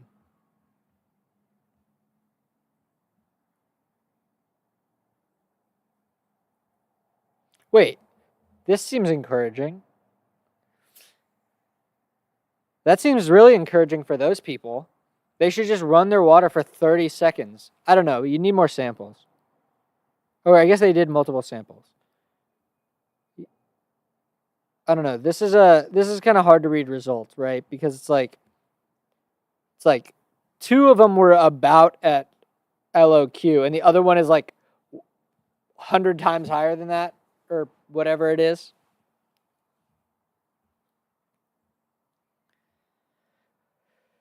A possible explanation for this range of results is that different types of water pipes are used in both individual homes and across water surface regions. Oh, geez, man. Including both polyethylene and chlorine CPVC. Studies show that while phthalate exposure from drinking water via those is low compared to other dietary sources, CPVC pipes are associated with greater quantity of... Okay. So, okay. That's a good thing to know about. Oh, here we go. Dude, they're also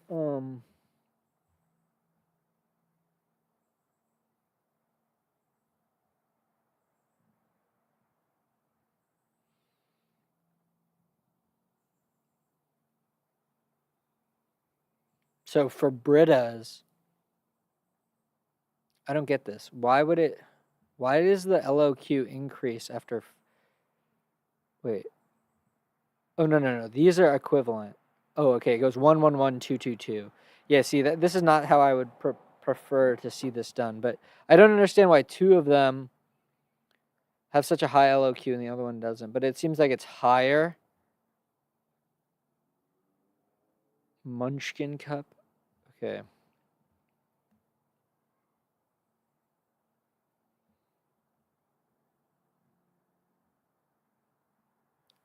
Both the unfiltered and the filtered water showed no detectable levels.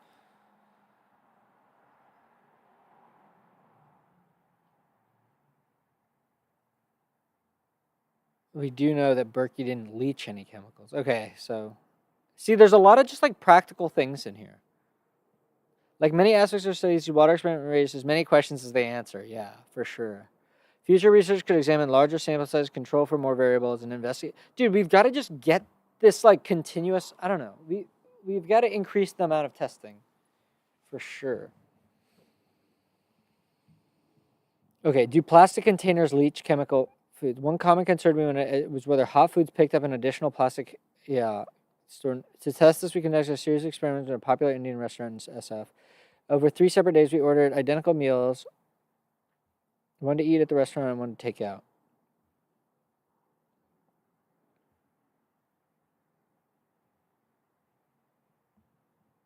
Yeah, so they let them sit for a while versus also just straight out of the thing. We'd order 2 of the exact same dish, send one straight to the lab for testing, and let the other sit in its takeout container for 45 minutes before testing.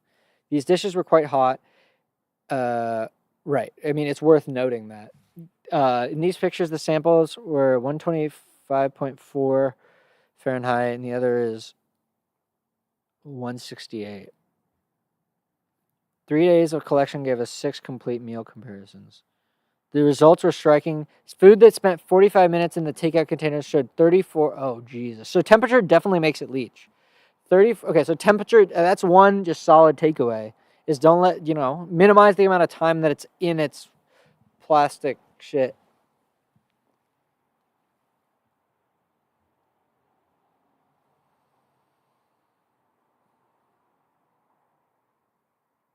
The increase wasn't uniform across all chemical types.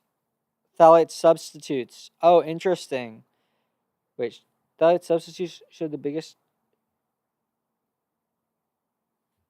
Oh, interesting. Okay. We found an interesting pattern with bisphenols too. 4 of our meals prepared with completely bisphenol 3, but on one particular day, both butter chicken meals contained detectable levels. This kind of variation highlights how chemical contamination can fluctuate even in food from the same kitchen on different days. Maybe on that day they had different ingredients or used a different cutting board. Wow, dude. Yeah, we've got to. Dude, there's a great sketch from Curb Your Enthusiasm where Larry hands the guy his own eggs from home. We'd love to see more comprehensive testing across different types of takeout containers. Various price points on foods with different fat content, since fat-soluble chemicals might migrate differently. Our findings suggest that the choice of container and time spent in plastic packaging could meaningfully impact the chemical content without. But the thing is, 35% is not like, I mean, it still had stuff in it. Because the thing is, what we want to talk about is getting 10x lower. You need to get way lower. I mean, if we're having a 30% reproductive increase or failure increase or whatever, we've got to go way lower than 30% less.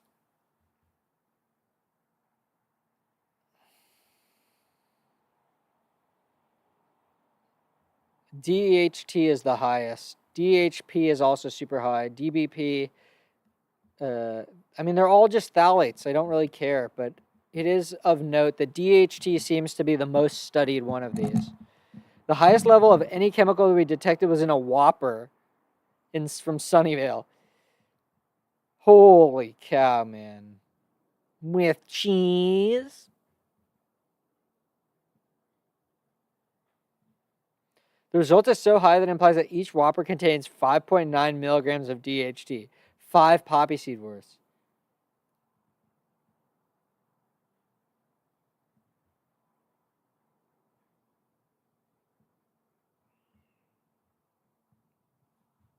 Oh my gosh. Micro spatula. The other 2 whoppers we tested also had high levels within about 40% of the highest result. Dude, this is clearly not a healthy amount. Right?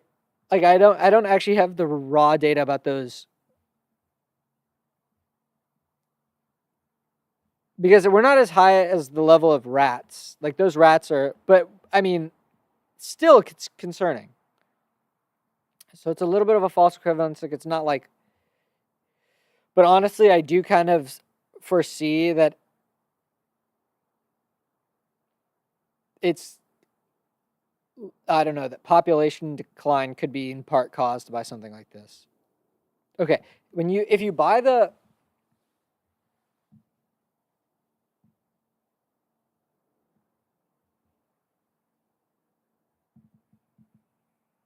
wait, DEHT. No, wait, which one was the rats?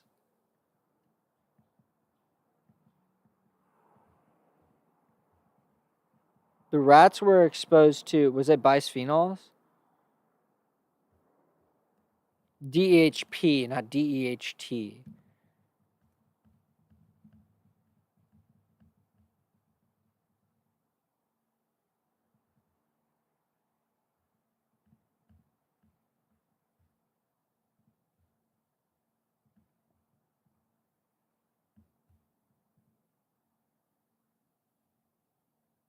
Wait, but DHP was also super high.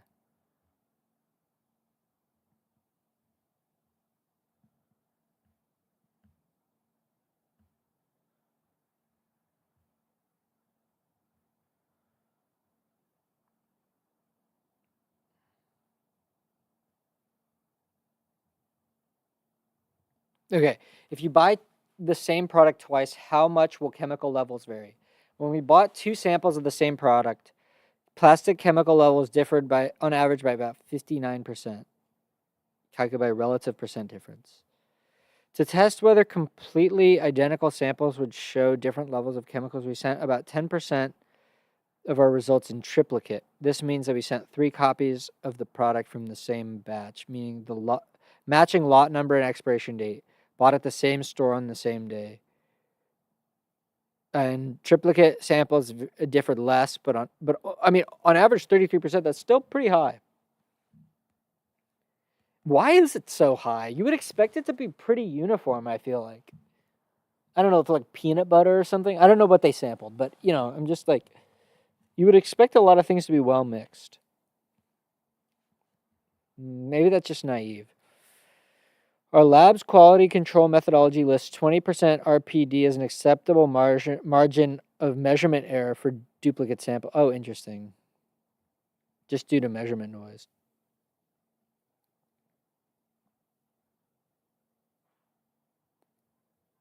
Okay. Do thermal receipts. Oh, interesting. We heard that. Oh, interesting.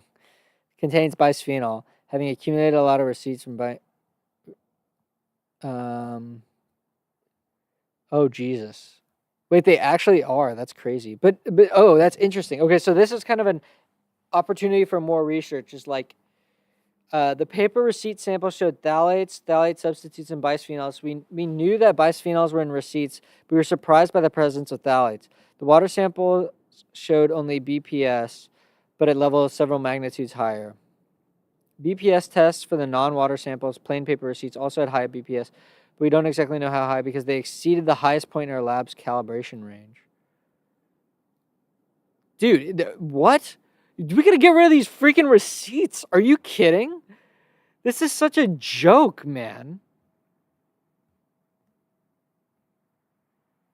Regrettable substitution where one problematic chemical. Oh, here we go. Although neither the EPA or the EFSA set an intake level for BPS, there's a long history of a phenomenon called regrettable substitution, where one problematic chemical is phased out and replaced with a structurally similar alternative that may later prove to have similar concerns. In this case, when BPA was restricted in some products, manufacturers switched to BPS and BPF, but a systematic review of 32 studies found them that the potency are in the same order of magnitude as BPA, with estrogenic, anti-estrogenic, androgenic, and anti-androgenic activities observed both in vitro and in vivo. The review concluded that based on the current literature, BPS and BPF are hormonally active as BPA and have endocrine disrupting effects. If BPS really is a regrettable substitution for BPA, then the levels detected in receipts are very high.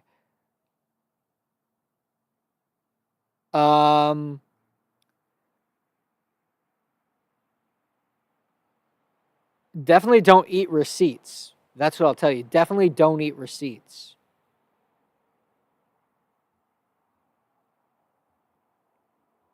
Considering the dermal absorption.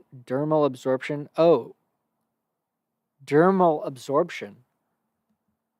But considering that dermal absorption is higher than dietary absorption. What? No way.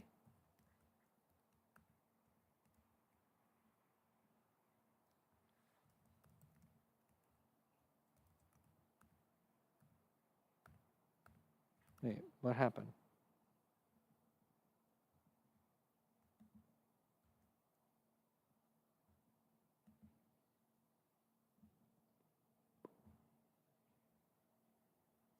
That's insane. You could literally eat BPA and it's like way better for you than touching it. That's insanity.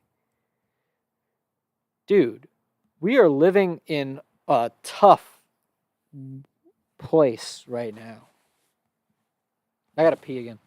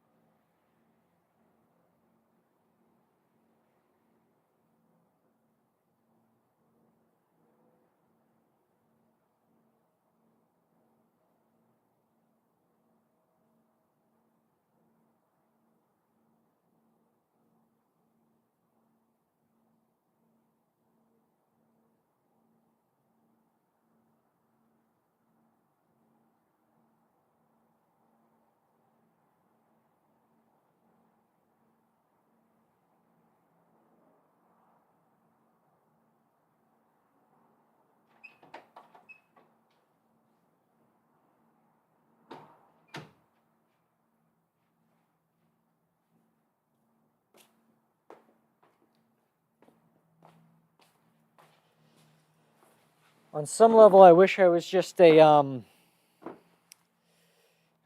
bacteria in a deep sea vent. Life was so much simpler back then.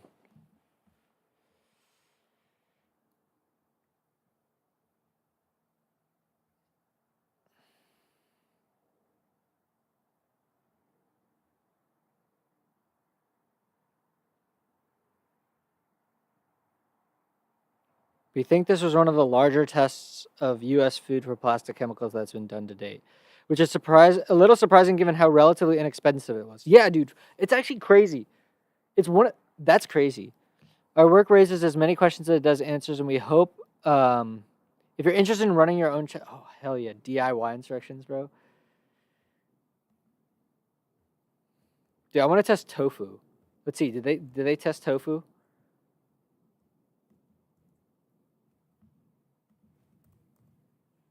No tofu. Costco rotisserie chicken.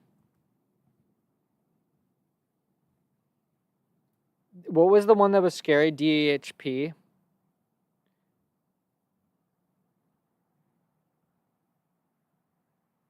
Dude, I wonder if that's from the chicken or what.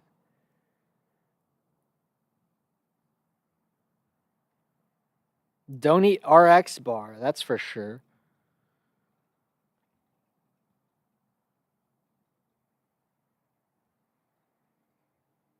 Taco Bell, brother. Oh no, dude. I hope it's from the meat, but I feel like it's from everything. I can't go to Chipotle anymore. I love Chipotle, but dude, I knew it was bad. There was got to be something bad with it. What's crazy is this coffee, man. I kind of want to test.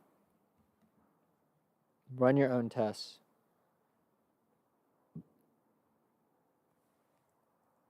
Dude, I wonder how much of it is automated. Okay. Well, we wanted to research how these. Yeah, we want to know how it's done.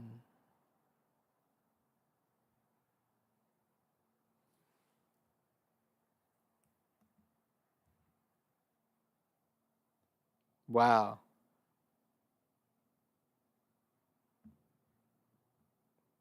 What's crazy is that you have to pay for this. I don't want to watch that.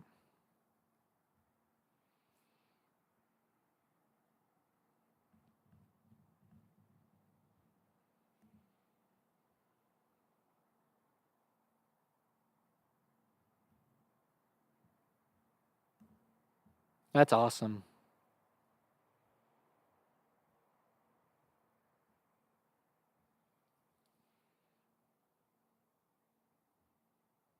Okay, I don't want to give too much of an ad to everything. I'm not doing sponsorships, brother. I'm never touching a receipt again. Now that I know that the freaking dermal absorption is so high. I literally that's got to be a joke, man. How do they even measure that? That's wild. If you eat it, it's better. I guess our gut is good. Dude, I wonder what we can do.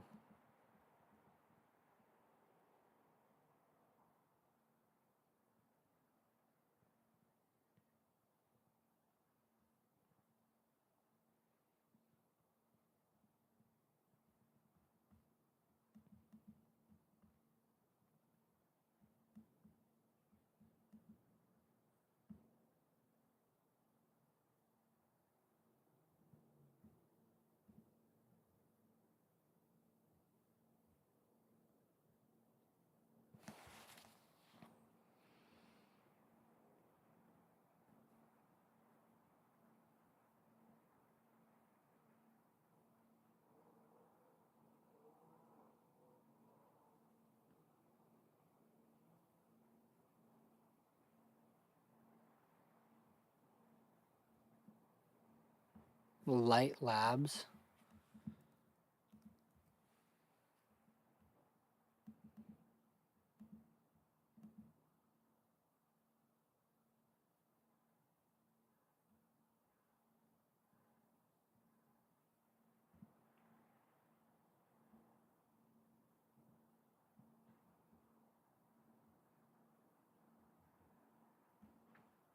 They're doing great work.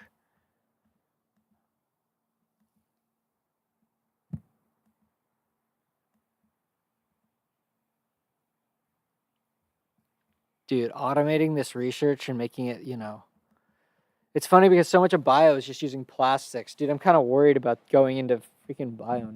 Not really, but crazy.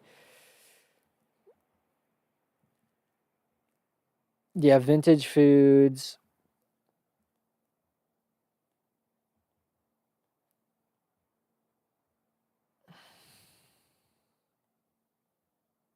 But how is it actually tested? I wish that they would include um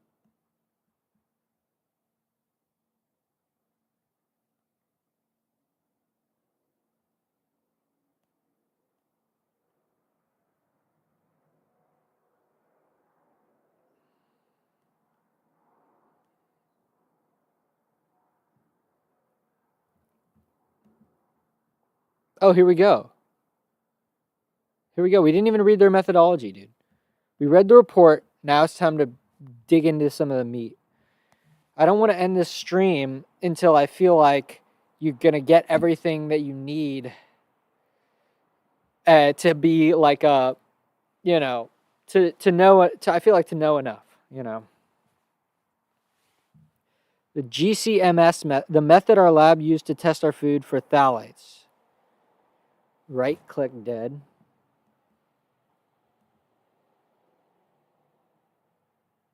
Nice website.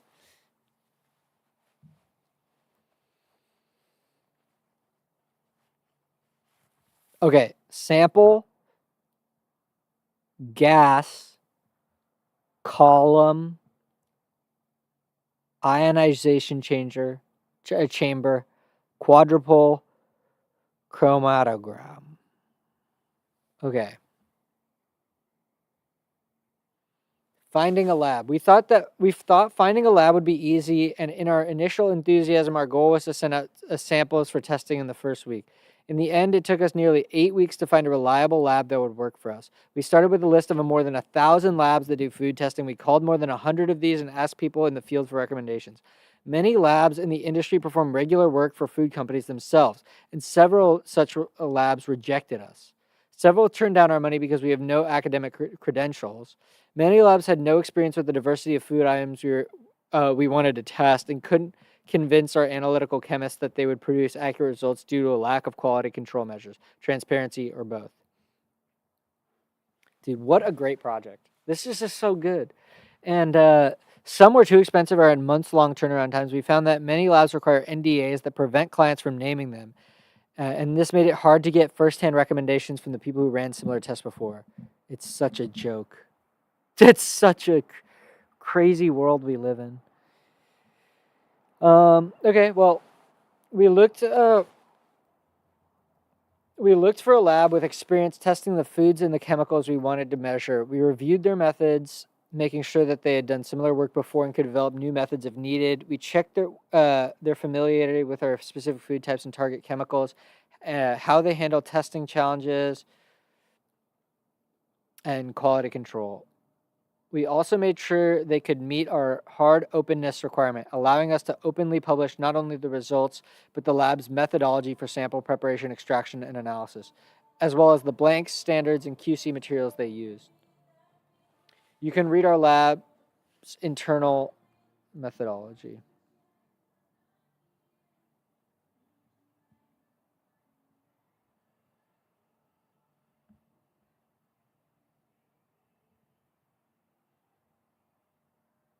Oh. Oh, wow. This is very detailed. I don't know what all this is.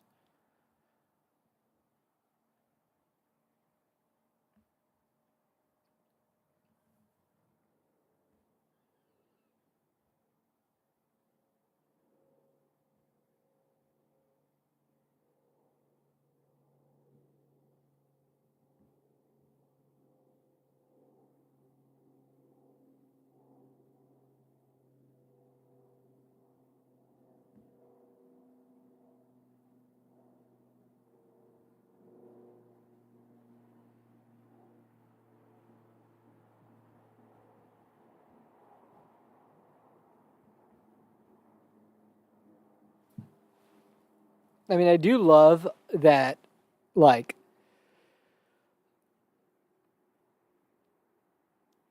chemistry is so specific in its methodology. It's so, like, compare it to,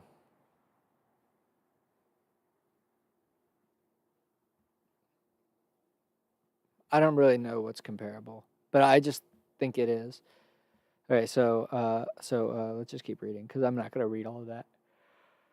We're very happy with the lab. We can't reveal the name. We can save you the trouble we went through. If you want to test foods, contact the fine people at Light Labs. They're building a new lab, have relationships with world-class established labs, and have experts who can assist you with the process. We worked with one of those established labs through Light Labs, and we happily recommend them. Light Labs became a sponsor and sponsored the okay, whatever. We bought, sampling protocol. We bought nearly all of the samples directly from the grocery stores and restaurants around the Bay Area. For the farm samples, We found nearby farms that service the Bay Area.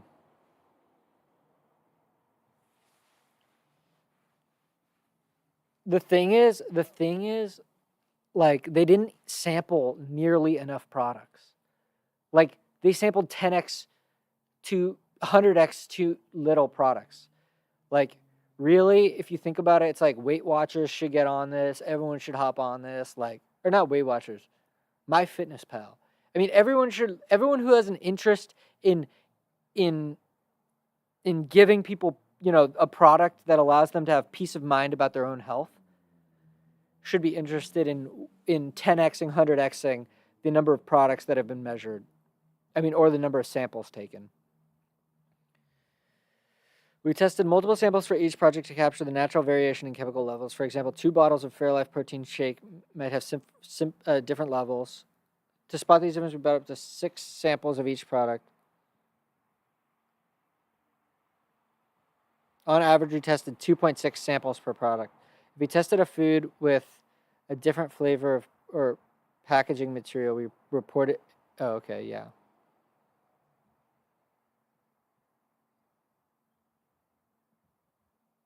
Lot number, expiration date. Yeah, dude, I would like to know. Okay, and store where we bought it.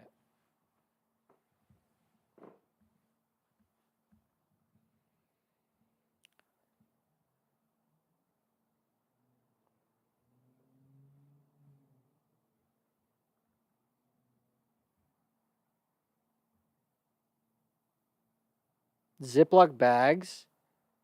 Oh, wow. Well, that's reassuring because I use Ziplocs for so much stuff and I was kind of worried.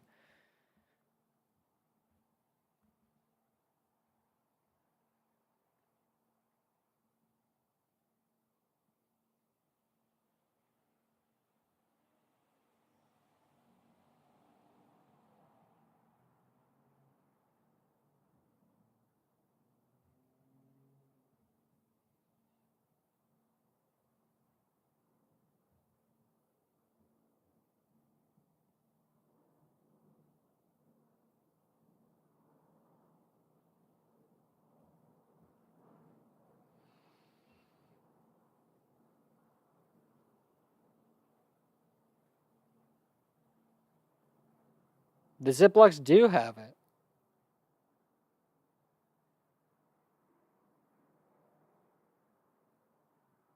Oh, wow. We also sent travel blanks, samples of, travel blanks. That's smart. Dude, whoever did this did a great job. Samples of hyperclean LCMS grade water shipped in a Ziploc bag and in a glass vial to test whether our containers leach chemicals in the samplings while traveling to the lab. Our travel blanks showed no detectable for the. Okay. Shipped them to the lab as soon as we could. We shipped samples overnight to minimize time in transit and hopefully limit exposure to factors we couldn't control, like the temperature inside the shipping vehicle. We did not ship on Fridays when the UPS. Oh, okay, interesting. See, they were smart about it. Had a few days between blinding and shipping. In those cases, we stored them in our office with 24/7 temperature control and restricted access.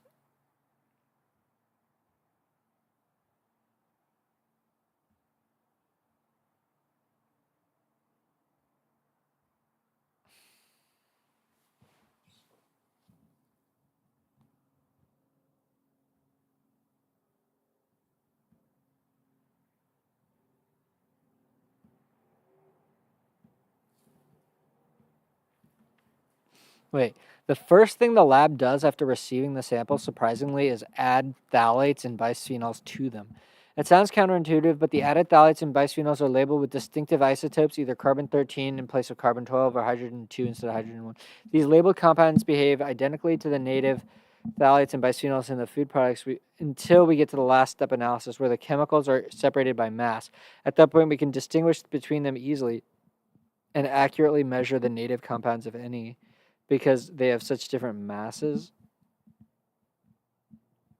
The labeled compounds allow us to correct for any losses during extraction because you put a known amount in. Yeah, that's smart. You put a known amount in.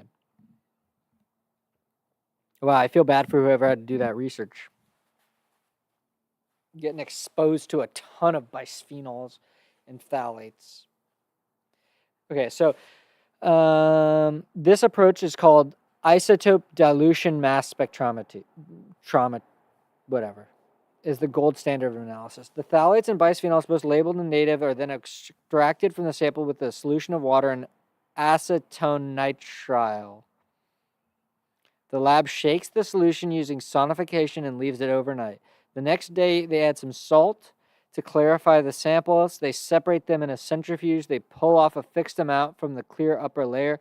This layer is then evaporated to dryness until only a residual layer remains. When they are ready to analyze the sample, they add water and acetonitrile to the vial, shake and centrifuge again. This is exactly how this extract now contains all the analytes or the chemicals we're testing for that used to be in our sample. Okay.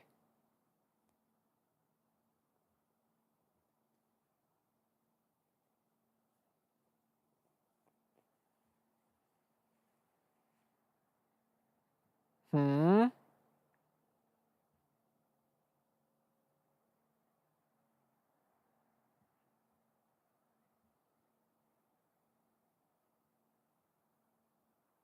Next step is to separate the chemicals by injecting them into a chromatograph, so named because its early uses were to separate differently colored dyes. It separates chemicals by using a gas or liquid to push them through a tube coated with an exposed waxy layer or filled with glass beads coated with for bisphenols. It's interesting. Yeah, right. It's interesting because the test is designed specifically for a class of molecules. You have to design something that's favorable to be bound to or take or whatever. The time it takes for a given chemical to transit the tube depends on how attracted it is to the waxy layer and the chemical's polarity. The more attracted to the waxy layer, the slower a chemical will move through the tube. Even very similar chemicals will emerge from the tube at very different times, given a long tube in correct conditions. For example, diethylphthalate and dibutylphthalate have similar structures, but the small difference between them leads to dibutyl eluting much later. Once the phthalates and bisphenols are separated, the lab uses mass spectrometers connected to the end of the chromatograph to measure the amounts. The chemicals come out of the chromatograph at different times and into the vacuum of the mass spectrometer, which knocks an electron off of them to form ions. Once the chemicals are ionized, magnetic and electric fields can move them around. These ions move through a kind of oscillating curve using magnetic and electrical fields. Imagine racing a little beetle against a big Escalade. The small car will whip around curves quickly. Well, the SUV will have to slow down. Similarly, heavier and lighter ions move at different speeds through the many curves generated using electromagnetic fields within a mass spectrometer. By adjusting those fields, we can create complicated curves for each ion to traverse, like a three-dimensional maze with moving walls, which only allows ions of certain mass through at a time. Dude, that's so smart. Chromatograph sounds sick. I want to build one. This separates the labeled phthalates and bisphenols we added at the beginning from the native compounds. Their different masses mean they pass through the mass spectrometer under different electromagnetic conditions. After selection of the mass, ions hit the detector and are detected when they steal an electron from the flow of electrons there.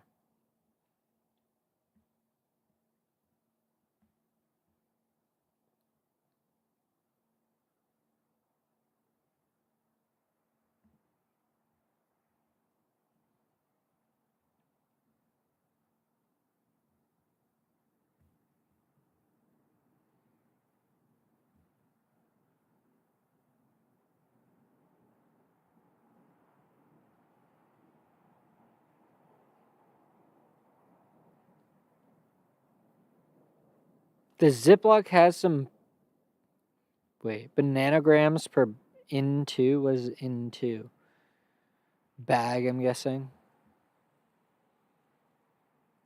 Oh, by area, inch squared. Oh, I get it. Okay, inch squared.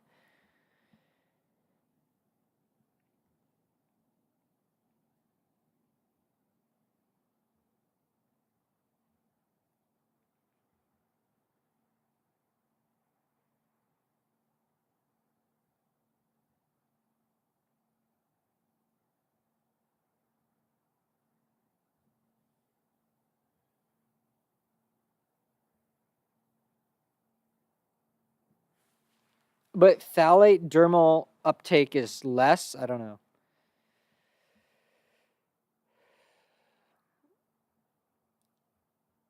Okay.